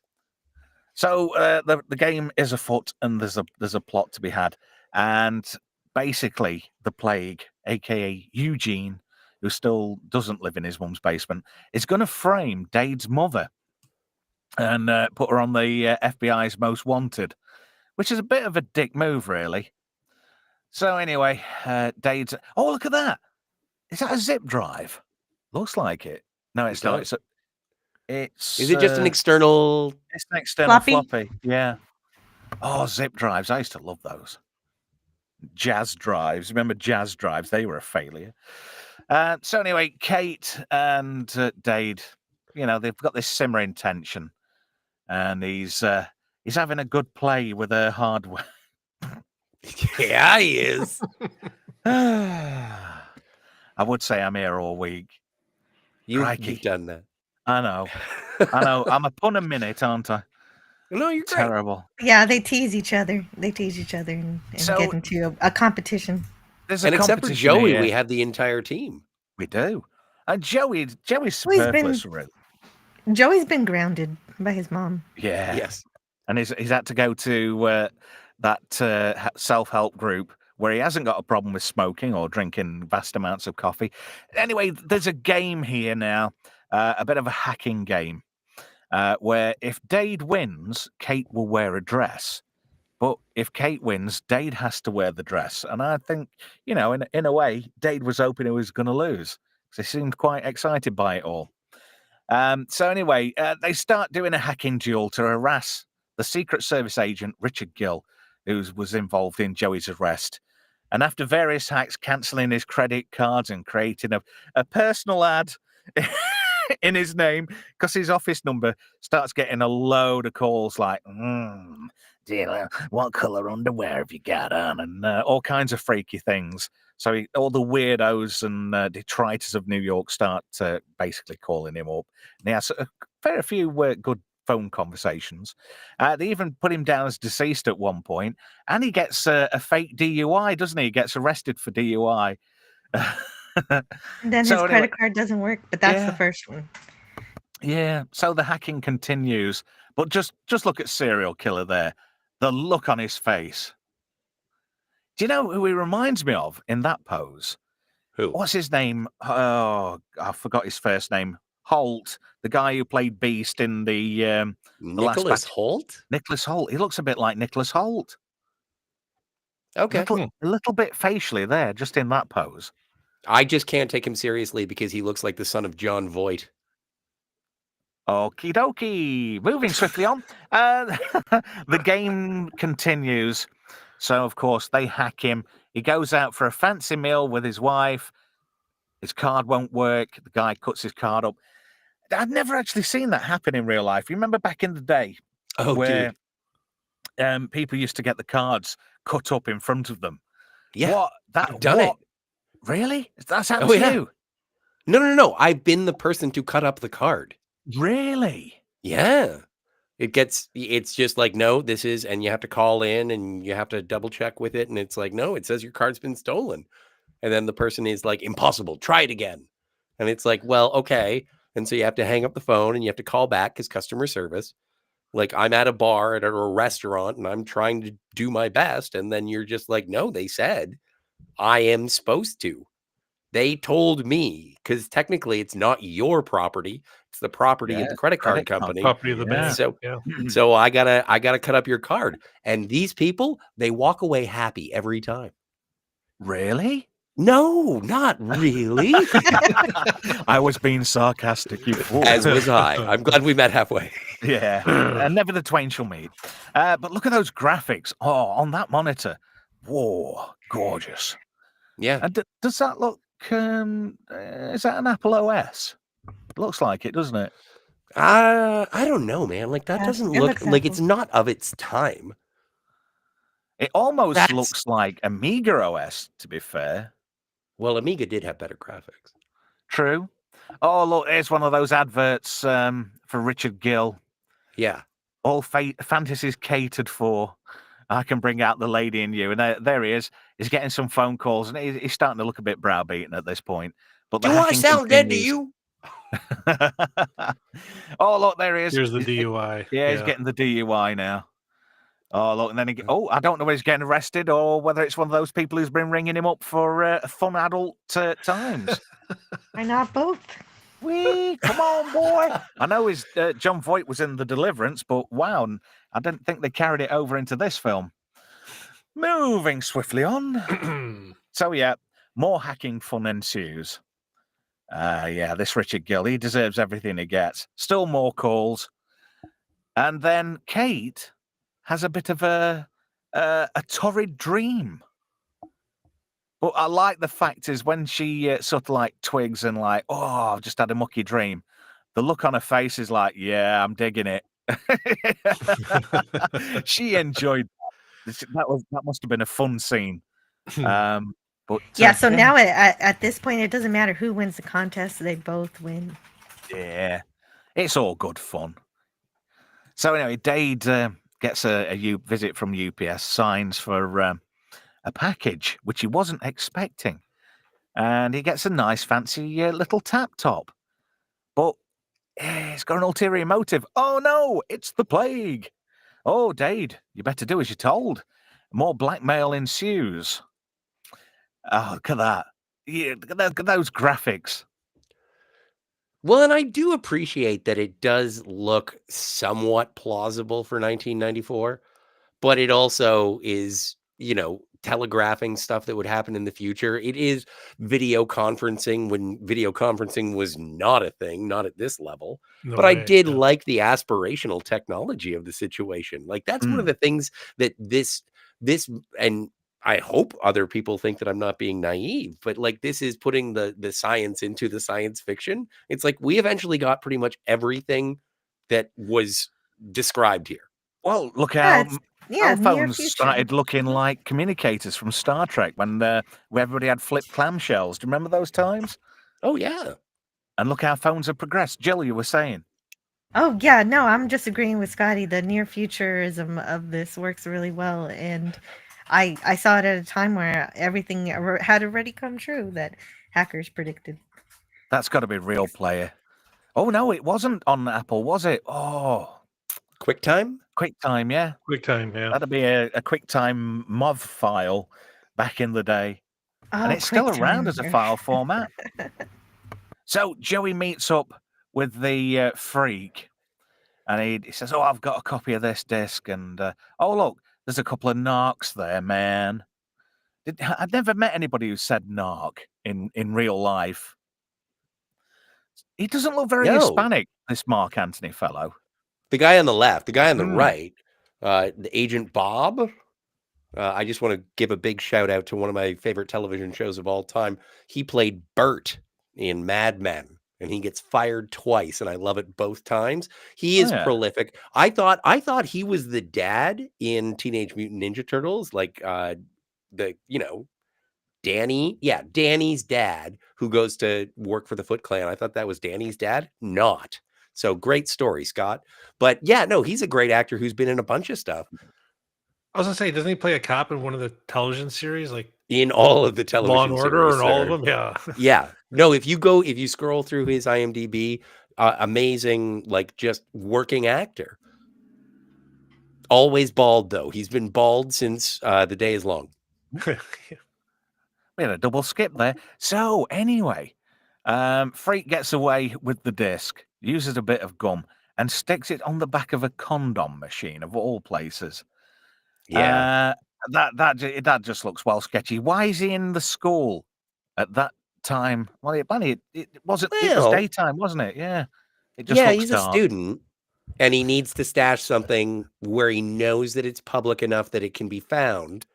Well, the school And must be awfully also, close because they were just in the park Mm. Right. and the cops were chasing him. So he outran them back to school and like nobody knew he went there. That's pretty good.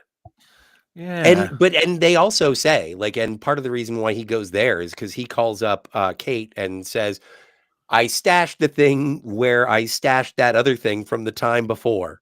And it's like, okay, I know where it is. And so it is specific. Again, social engineering.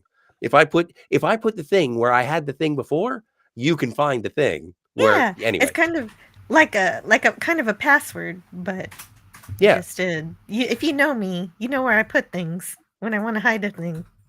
Good to see you, DJ Knight. Yeah, I am just so dropping the ball with the chat. Let me just have a quick catch up with the chat before we carry on. Tom's gone. Franco's gone. Oh dear. Who else have we got in there? Flav says, dial up assured dropout after 2 hours. Yeah. We had a lot of that back in the day, didn't we? Yeah. Couldn't get any pictures of Captain Janeway. I was always after Balana. Yeah, dude, you're on my team. I was just making the most obvious reference, but Balana Torres was my jam. I was definitely on Team Balana. I think I might have for some reason all these files that I put on, they're all coming around again. Isn't there a song about that? Coming around again. Oh dear. Let's see if this works. Do you know, I'm not really impressed with Restream. You could tell everybody else is on what is it, StreamYard. I don't know. I'm okay with the interface. I don't know how it works on your end because I'm not a manager. It was a bit sluggish on Friday, and it's been sluggish again tonight. So Freak has a dream about being busted, and bizarrely enough, it comes true. Hey, there's your man again. Yeah, there he is. Lex Luthor. Great character actors. Thing is, though, his mum, she thrashes him more than what the FBI do. And he's more scared about what his mum says. She goes into full, like, Hispanic mother mode and starts screaming and shouting at him in Spanish. And he's like, arrest me already. Yeah, take me away. He was glad to go. But the one thing you don't do, even if it's your one free call in jail, you don't pass a phone to a freaker. Because even though that phone gets locked up, obviously he knows what to do with the phone, and he does the old trick about hanging up, but catching it on the hook just at the right time. And Did you ever do that? Yeah. I did that. Clicking it down to dial the number. Yep. Yeah, it does work. So then this is the point where he... I got bet once that I couldn't do it, so I picked up the phone. I'm like, who do you want me to dial? It's like, call your mom. So I ran through all 7 digits, and then my mom answered the phone, and I was freaking everybody out. And I wasn't a hacker, but I'm like, no, I can pull this off. Good man. Yeah. See, you've done a bit of dabbling yourself. And look how contemporary Kate is. She's got a cell phone in 1995. So she must be good. Nothing to do with the mother being a rich and famous author in this particular timeline. So she goes into the boys' toilets. And not only does she nick that disc back with that wonderful video on it, even though it's a 1.44 double density disc, she buys a condom as well. I know. Of all the things you buy from a condom machine, she bought a condom. And she made all the boys blush. But just look at that face. She knows what to do with it more than the boys do. Well, yeah, that's the thing, is that, again, going back to the social engineering, it's a matter of what makes people uncomfortable. That will make me get out of here quicker.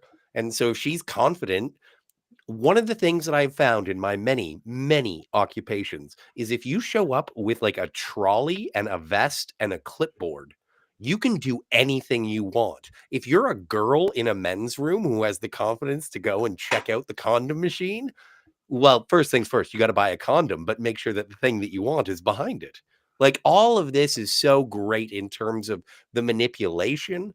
It it's pretty cool. Like everyone is rad, even if they are freaks, not PH, but F. Yeah. When Flav all the boys says, in that bathroom are scared of her too. You know. Flab makes a comment about the phone scene with Freak. It does. Every kid with a rotary phone knew that. My parents nearly killed me because I rang up a huge phone bill calling people when they left me home alone. We've all done it.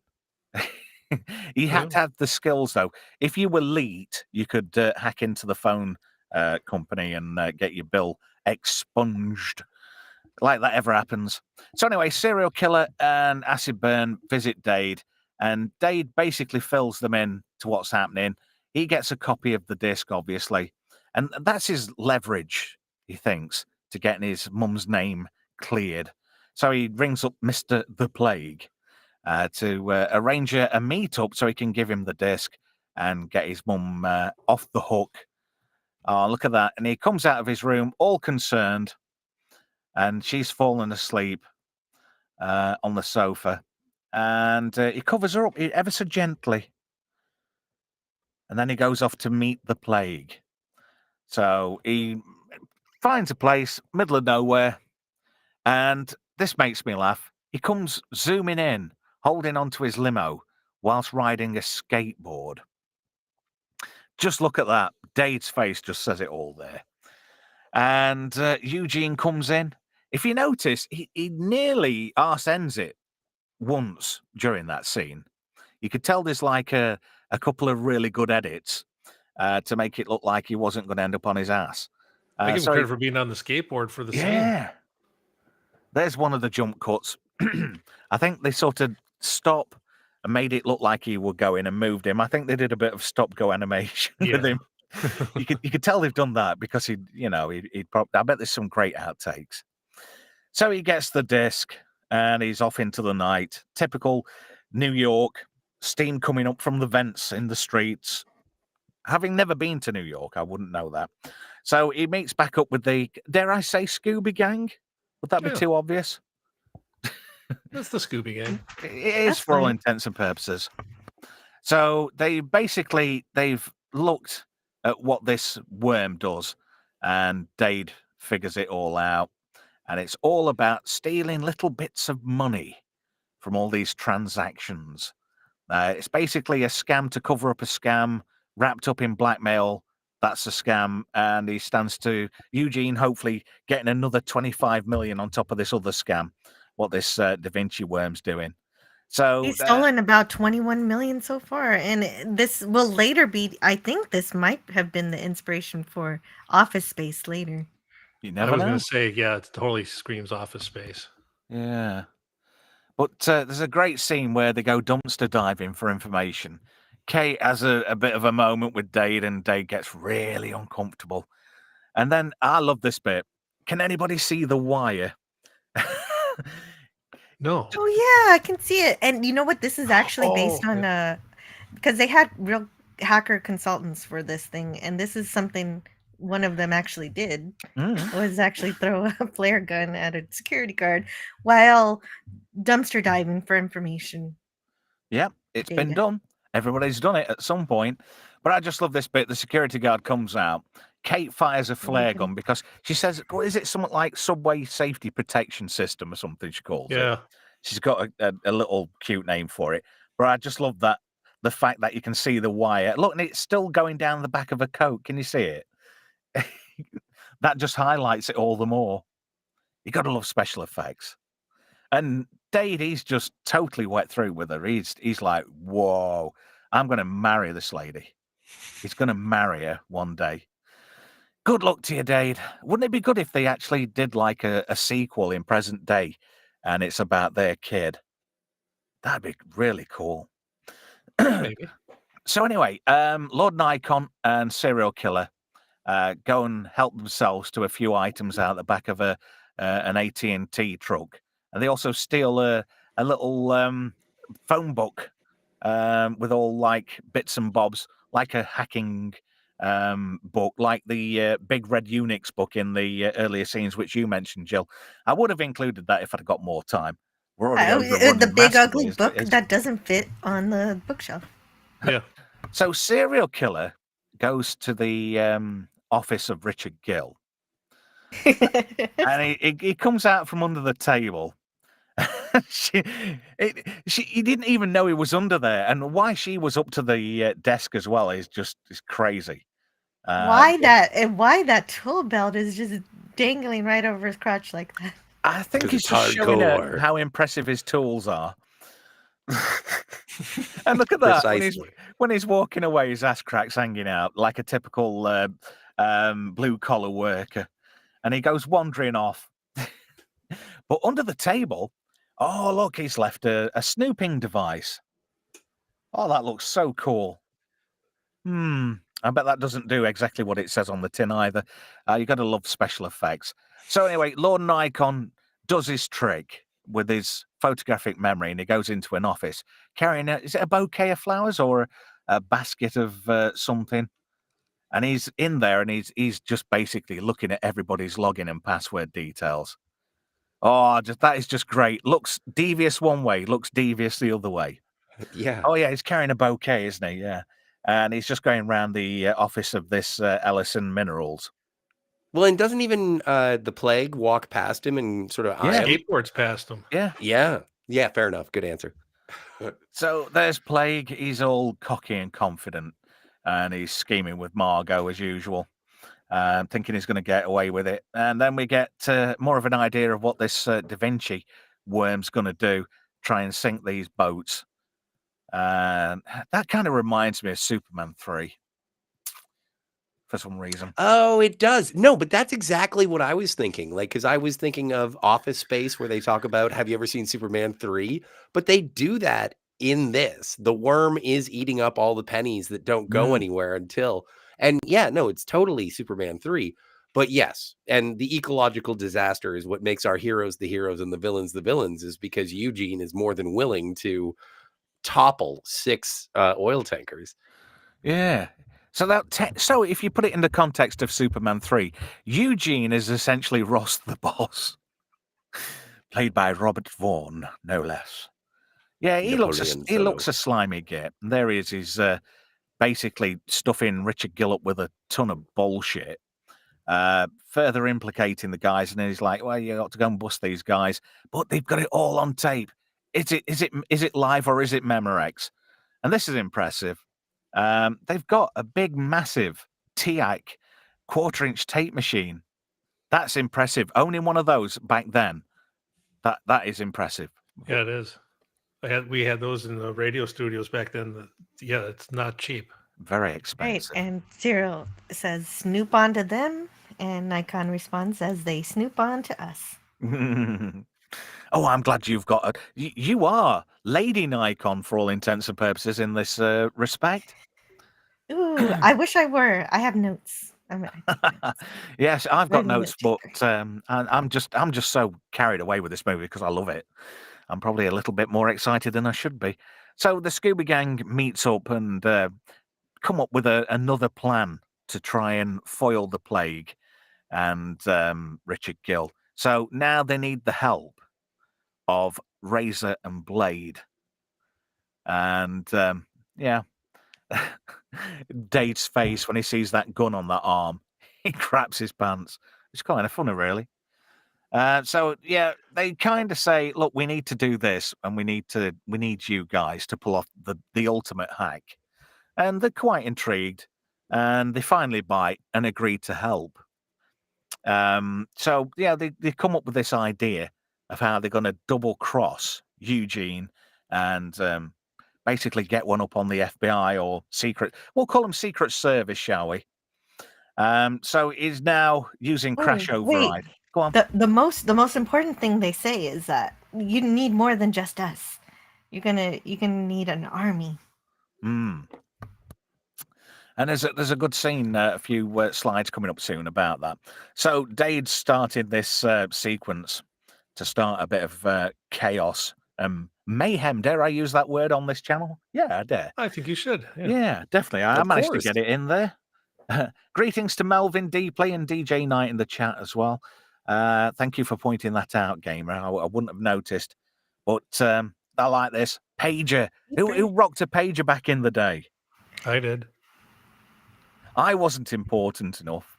So I Grand wasn't I Central. either. wasn't My important uncle enough had either, one. but I still somehow had one.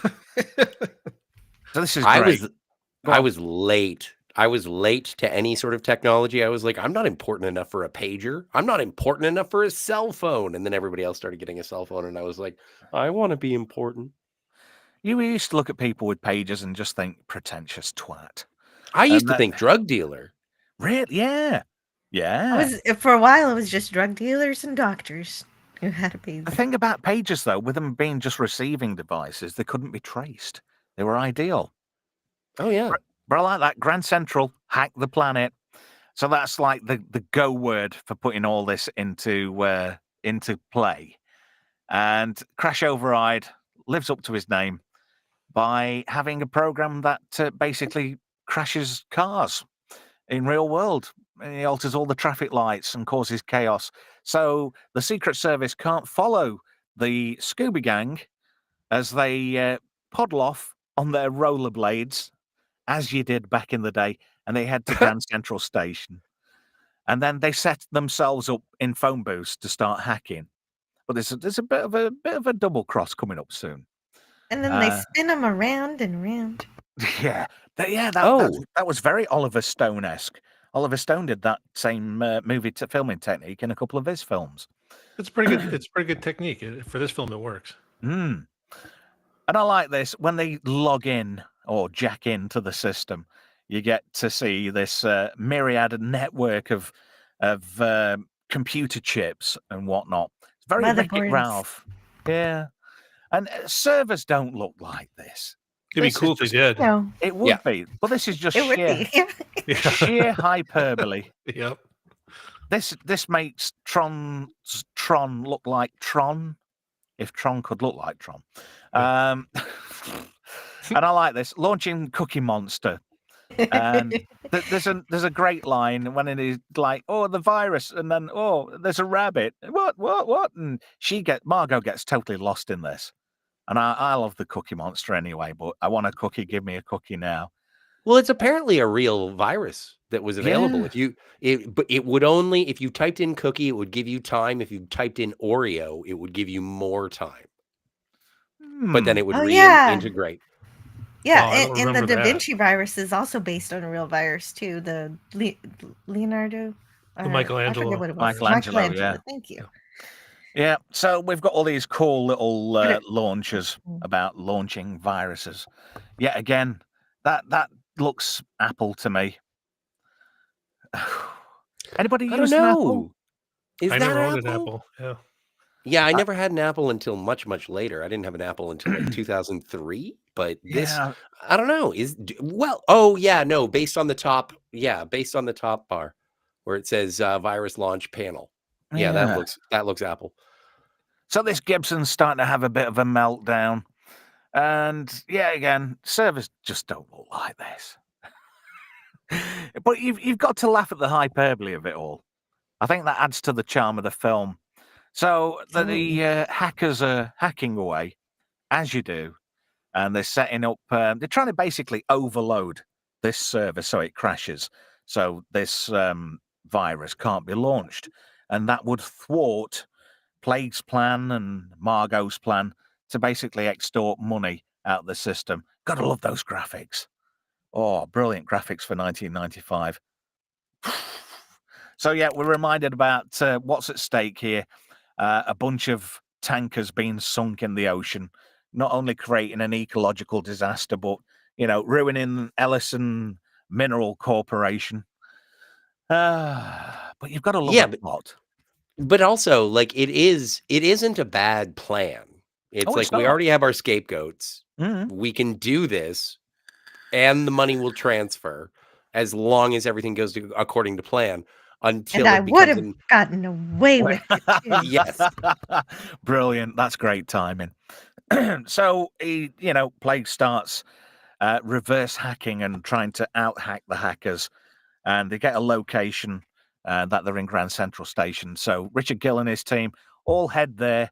Well, I like this, very DS9-esque, where Dade's got that over the eye visual piece. Oh, right. Anybody think it was in the Jemadar? But never mind.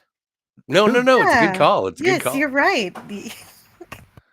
How many nerds in the chat would get that one? All of them. Yeah. Yeah. So Eugene's starting to lose his shit just a tiny bit because he knows what's at play. Good night, Brian. Brian's leaving the chat. Thank you for Good night, joining us Brian. tonight, Brian. Take care, matey. Cheers, not Brian. And who knows? This is a daft question. I mean, I'm a big music fan, so I know this guy is straight away. Anybody want to take a guess at who this guy is without looking it up? If you know. I looked it up, but I feel like you know it better than I, so I will not Yeah, I steal don't know thine who this is. thunder. It's Dave Stewart, one half of the Eurythmics. Oh wow. And his line is delivered really badly. Yeah, we're on it, guys. He sounds like, oh, but look at that. Doesn't he look like a toilet perv? It was like you guys couldn't afford Paul Williams? What's going on? I'll meet you in the toilets at 11:30. Can I smell your bum? Yeah, Tom says Dave Stewart. Yes, it is. Which I thought was kind of good. And all the hackers are grouping together. So you've got Dave Stewart's character in London. You've got these guys, presumably in Tokyo. Oh, dodgy Russian guys. You've got it. I mean, the look on his face there. He looks a sketchy mofo, doesn't he? You just look at him there. He's like, yes, I steal all your bank details. Nice. Who is this Nice. bastard John Rambo who tried to kill me? Sorry, I'm getting a vision of flashback of Rambo 3 now. That's about as best as my Russian accent can get. And Mark de Jong, who was the Russian general in Rambo 3, was actually French, bizarrely enough. I don't know who these guys were, but they look particularly dodgy, but cool. They're obviously not Russian. Kind of look I thought that they were like Transylvanian. South American. Maybe so. Or Italian, possibly. Could be. Eurotrash. Oh, look, there's Penn Jillette again. Again, Lorraine Bracco. She looks kind of hot, but not again. She has these moments where you like think, yeah, I'd ask her out on a date. Then you'd like slap yourself and realize and say, no, I wouldn't.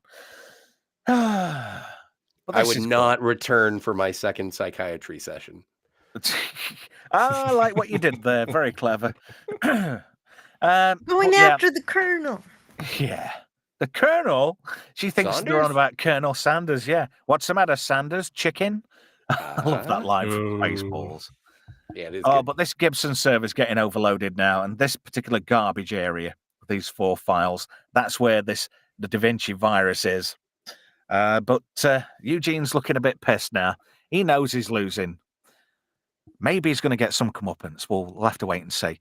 So anyway, the Secret Service go running like crazy to try and bust the hackers. And there's Joey with a cigarette butt hanging out of his mouth. He hasn't I got a problem love at all. that. I love that detail that he's had the cigarette hanging out of his mouth through all of this crazy cinematographic hacking systems and situations. And then when we do get back to him, it's like, you're the only one who can help us, Joey. You can do it, Joey. And he's got, like, obviously there's ash down the front of his shirt. It's on the keyboard. And he's just like, tappa, tappa, tappa, tappa, tappa. But in a way, it's a trial by fire. He's earning his spurs, but he's put on the spot to do it and learn Yeah. on the fly, and become actually a part of the hackers. So Richard Gill turns up with his posse, and oh, look at that! They've done the old trick there of doubling the phones, so they're actually in a different location.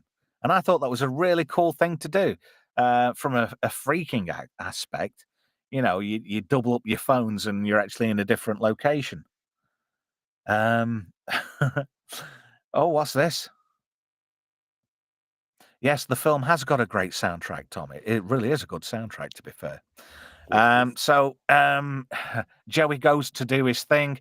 He's copying this file, and he's the only person who can get it out of the system and get it as evidence. And he manages to get it in time on that same disc as well. I don't know if it's the same disc, but I do appreciate the fact that they kept it on the same color disc. Yeah. So basically, Kate tells Razor and Blade, we've done it. We've got it sussed now. And they have the last bit to shut down the Gibson server. Nice bit of code there, what makes absolutely zero sense.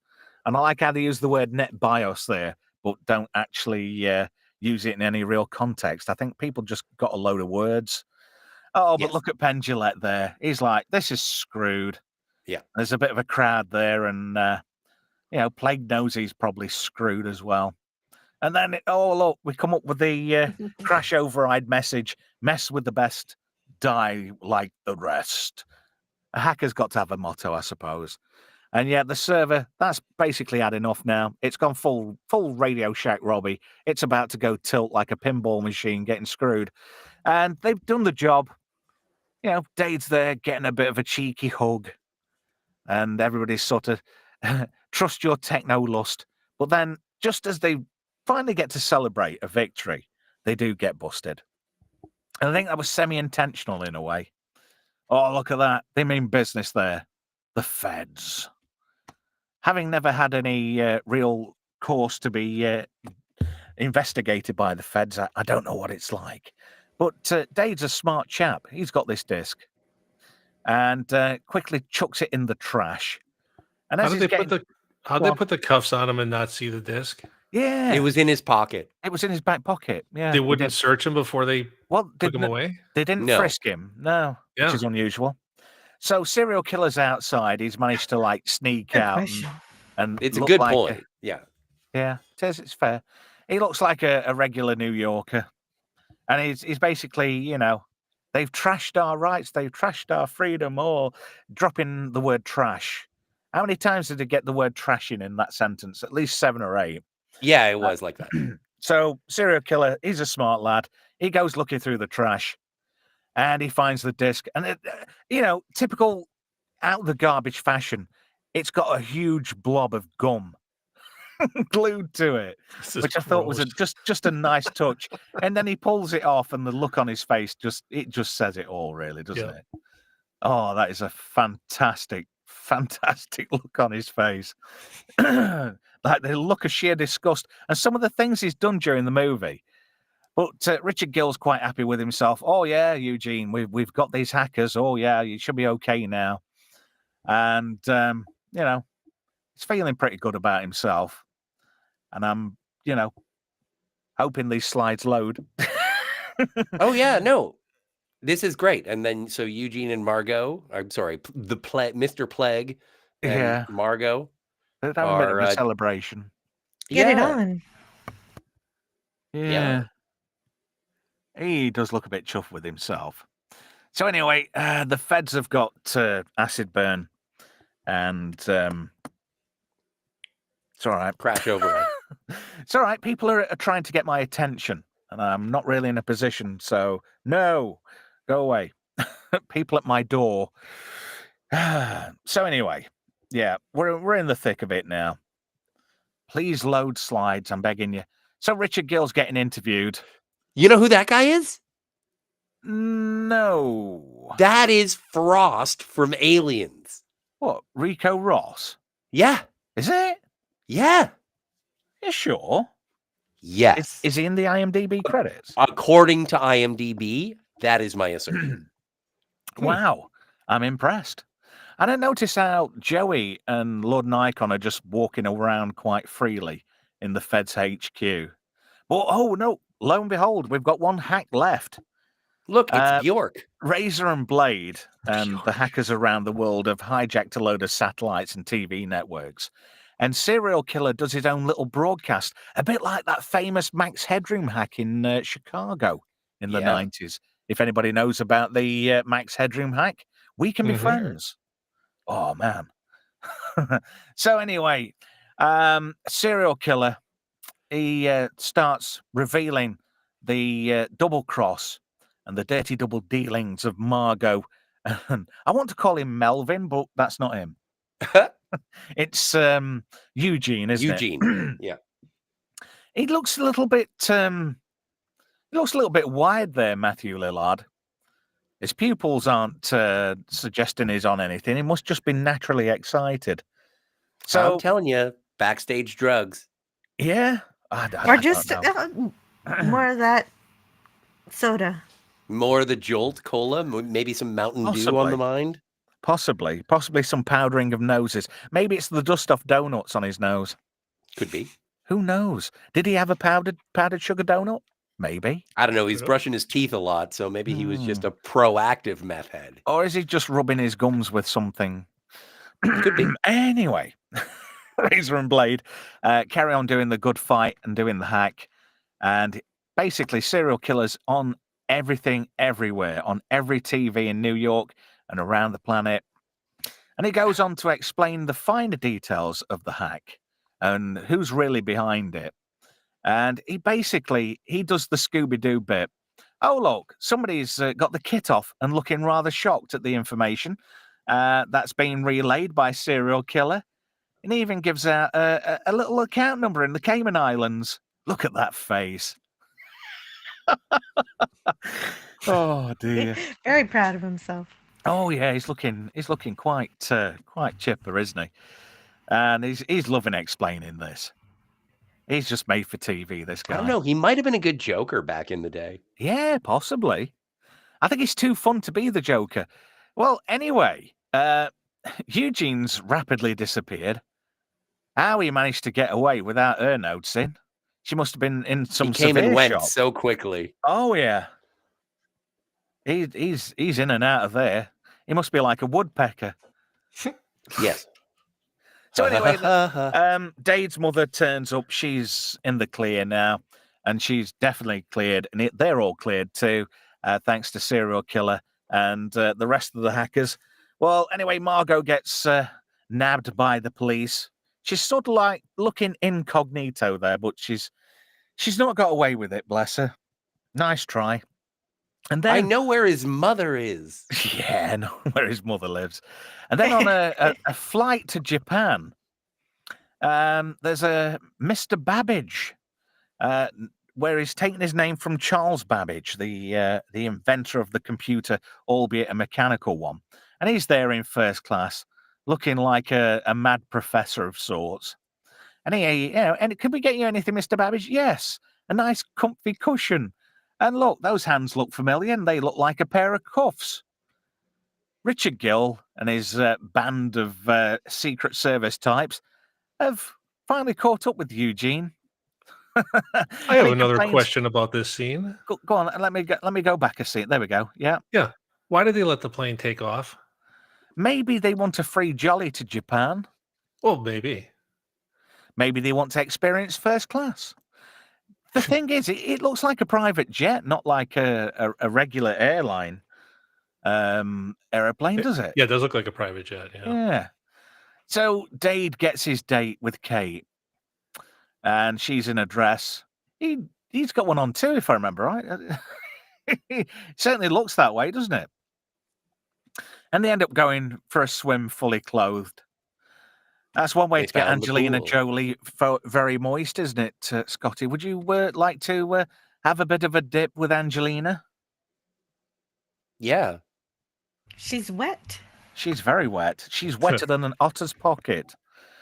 Well, I've never been to SeaWorld, but like this is amazing, and this is just sort of the romantic denouement where we finally get to see our two heroes, former rivals, sort of reconcile in. And this is the first time I watched this movie that I actually, because usually by this point I've been watching it with a lady and I've given up on the plot and I'm making out on the couch and whatever. Like I watched this on VHS. Were you VHS and chilling? I was VHS. No, I was VHS and fucking. Thank you. And come on, you said no words were offline except for the C word. And so That's but this is the thing, is that when, okay, well, sorry, happy. It's a manic Monday. Mind. It's a manic Monday. It's Monday. And the thing is that the final, this is sort of a cool, like almost punk reconciliation. I love the hacking that takes place to to sort of highlight the buildings, because I'm like, yeah, they're in love for at least 4 years. Yeah. So, like you say, another hack's performed. And like you said, somebody's taking control of the lighting in these buildings. And, you've got your flashing crash and burn. And then Dade finally gets what he's been after all the way through the film. And I could have gone with a few more shots of this scene, but they do look like they're quite into what they're doing here. You could tell there was that romance was developing off camera during this film. Oh yes, they got that chemistry going on, and the way she was kissing him, she was overselling it from an acting perspective, because she was meaning it. It was genuine what she was doing here. Johnny Lee Miller, you're one lucky bastard. Yeah, because they got married a year later. They did indeed. It was a very short-lived marriage, but most of Angelina Jolie's marriages have all been fairly short, haven't they? Really. It played great with the movie, and I love the fact that it's a pool on top of the roof, so it's a great callback to the prank. Yeah. That was the school pool. They finally did get. There was no pool. No pool. But they did get to swim on a pool on the top of a skyscraper somewhere. And hey, I've just noticed your Avi. It's quite cool, that gamer. Oh, You're thank Dr. Wick. Dr. Wick, who? Although, Jill, you're looking very Matrixy with the sunglasses. Well done. I was going to comment on your sunglasses. I almost want to go dun dun dun dun dun dun dun dun dun dun dun dun dun dun. Give it some Spy Break. That is a great song. But as many people said in the chat tonight that Hackers have got a fantastic soundtrack, it has indeed got a fantastic soundtrack. And since we came up with the idea about covering Hackers, I've been sneaking a Hacker soundtrack tune into my playlist on the radio during the week. That's a bit of self-indulgence on my part, and I can do it because it's my show and I can do what I want with it. Who are the bands, the rock groups, the songs being played? Because I couldn't picture any of them, even though it is a good soundtrack. Left Field. There's John Lydon's Open Up. There's, in fact, I've got the track list somewhere on my phone. No MC Propellerheads. No, that was the Spy Break song from Matrix. The dun dun dun dun dun dun dun. That is a great song by them, Propellerheads. I love it. But let me just get it up on my doof. What do I got? Kruder and Dorfmeister, Underworld, The Prodigy, Left Field, as you mentioned. Yeah, Voodoo People from The Prodigy, Open Up from Left Field. Carl Cox with Phoebus Apollo.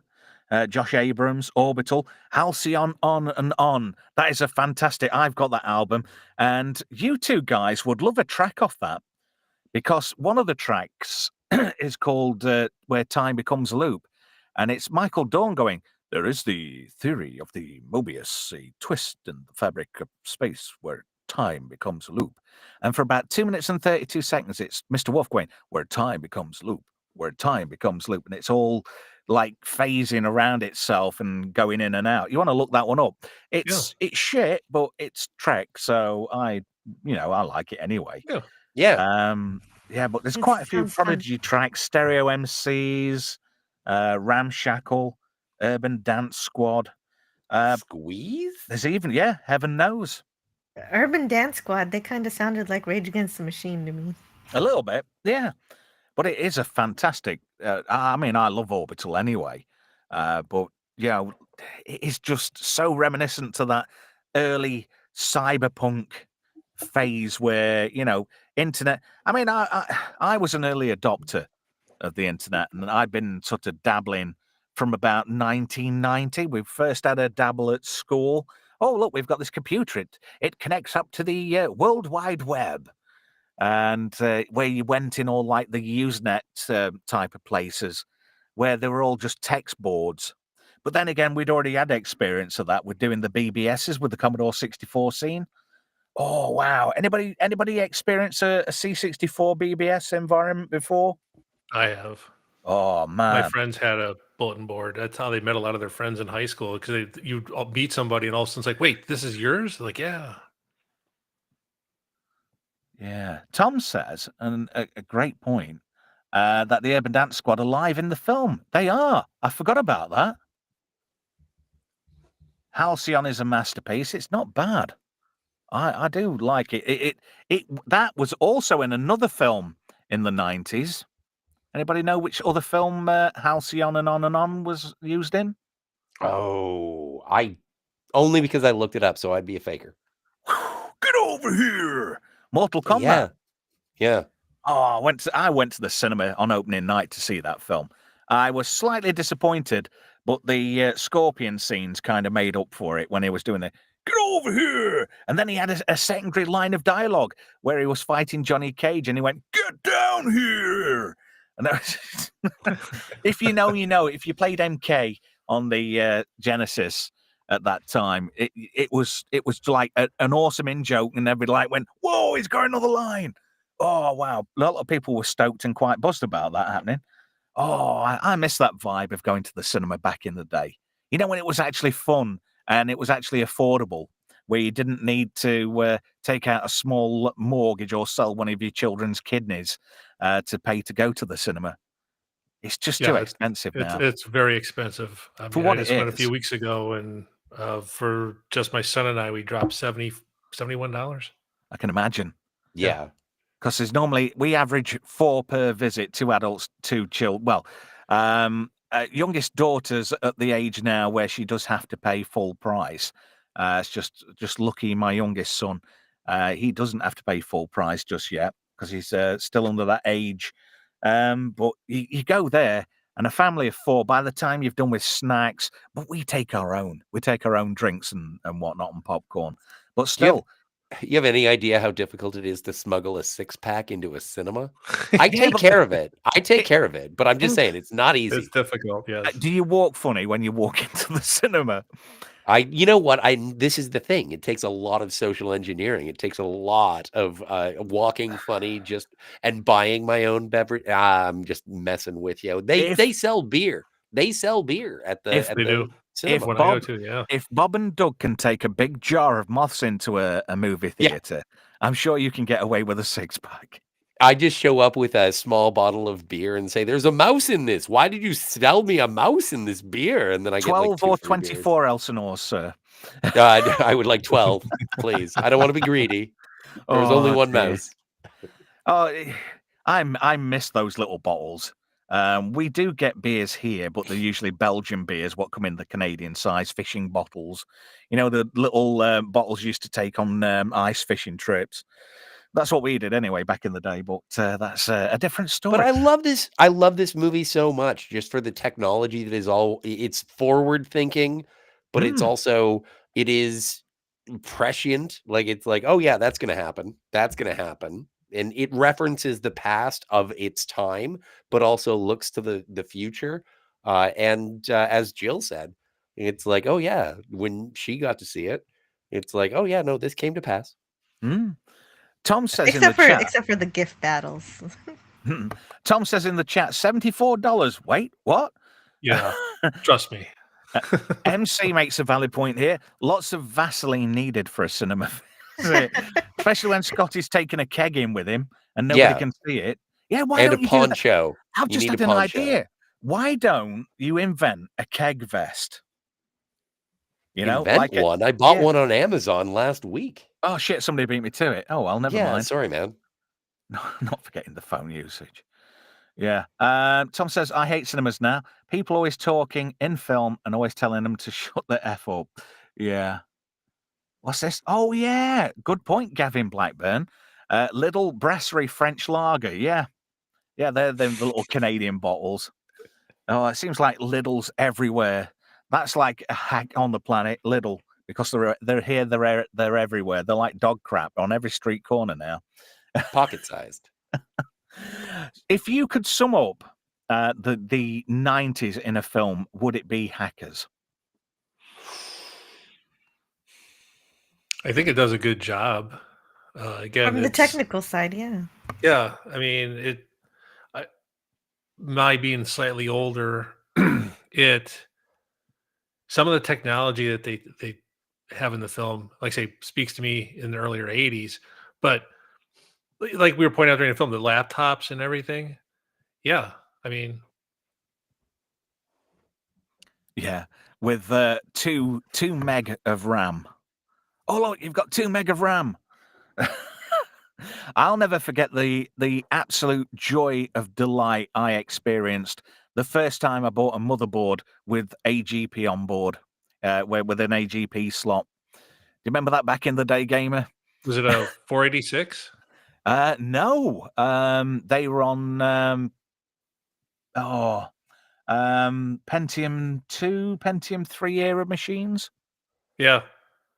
But no, having it the AGP slot, it's like, ooh, I can really play some nice games now. Oh yeah, when you could have a graphics card with 256 meg of memory on board. Wow, those were the Yeah. days. Screw the 4K you had on an Atari. We've got 200. Well, you think about the steps in technology just over that period of time. You were, Oh, yeah. talk about the Commodore 64 and even the early Apple devices. You get in the mid 90s and things start to accelerate. So that's kind of like we were just saying, kind of the movie's forward thinking. There was a lot of things that weren't that too far off from when the film first aired in 95 to what actually became reality. So, yeah, but no, you made a great point about the AGB card, man. I remember back in the day being able to play, games where you could actually, you were talking about like QuickTime movies. I had a 386 computer with an amber monitor, and you couldn't do much of anything. And then, man, when I got that color monitor, and then I had a decent graphics card, I was like, "Wow, this is as far as technology is going to go." And kind of laughing about. Yeah, this movie had a mix of that, a mix of Yeah. some of those green terminals, and then the giant CRT monitors with the. Isn't it funny how art imitates life and life imitates art eventually? Yeah. Oh, I love this quote from Z3PO. PCI AGP was an immense upgrade. It was indeed. Yeah. I've still got ISA cards knocking about what would fetch a small fortune if I sold them to the right people. Bring back the 3DFX card. Oh, 3DFX, Voodoo I had one of those. 3DFX, yeah. Yep. Hey, back in the day, as long as it ran Doom and Wolfenstein, I was a happy bunny. And Duke Nukem. You got to have Duke Nukem back in the day. Yeah. I mean, you mentioned basically the 3 classic games for the period. Yeah. Oh, Duke Nukem 3D. Do you remember when that came out? That was awesome. I love that day.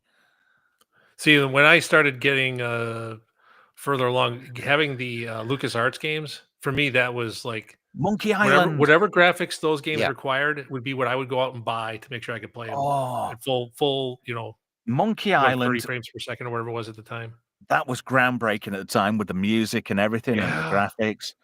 And I love pointing Maniac Mansion. Oh, Prince of Persia. Oh, that's a great one. Oh, do you know, I really, really crave a DOS gaming session. Just for shits and giggles. Well, you should, not to plug, but to plug. If you want to check out, we've Jill and I on Anti-Derivative Jill's channel have done Space Quest and Leisure Suit Larry. Wow. Oh, Space Quest. Yeah, I found it a lot of fun. Is that the Don Bluth one, or am I thinking of Space Ace? I think I'm thinking. You're thinking of Space Ace. Yeah. Oh, Dragon's Lair and Space Ace, the Don Bluth games. Wow, I love those games. They were better on arcade, but yeah, no, they were rad. Which reminds me, flashback on the Sega Genesis and Mega Drive. Anybody play that? Oh yeah, from Delphine. Oh, Tom says this was a great game. Speedball 2. I used to play that on the Amiga. I used to love Speedball. And no, it's not drugs, Scotty. Don't get excited. I was going to say, I can only have one Speedball. Well, John Belushi tried one once, didn't he? And he never looked back. Well, he couldn't. No choice.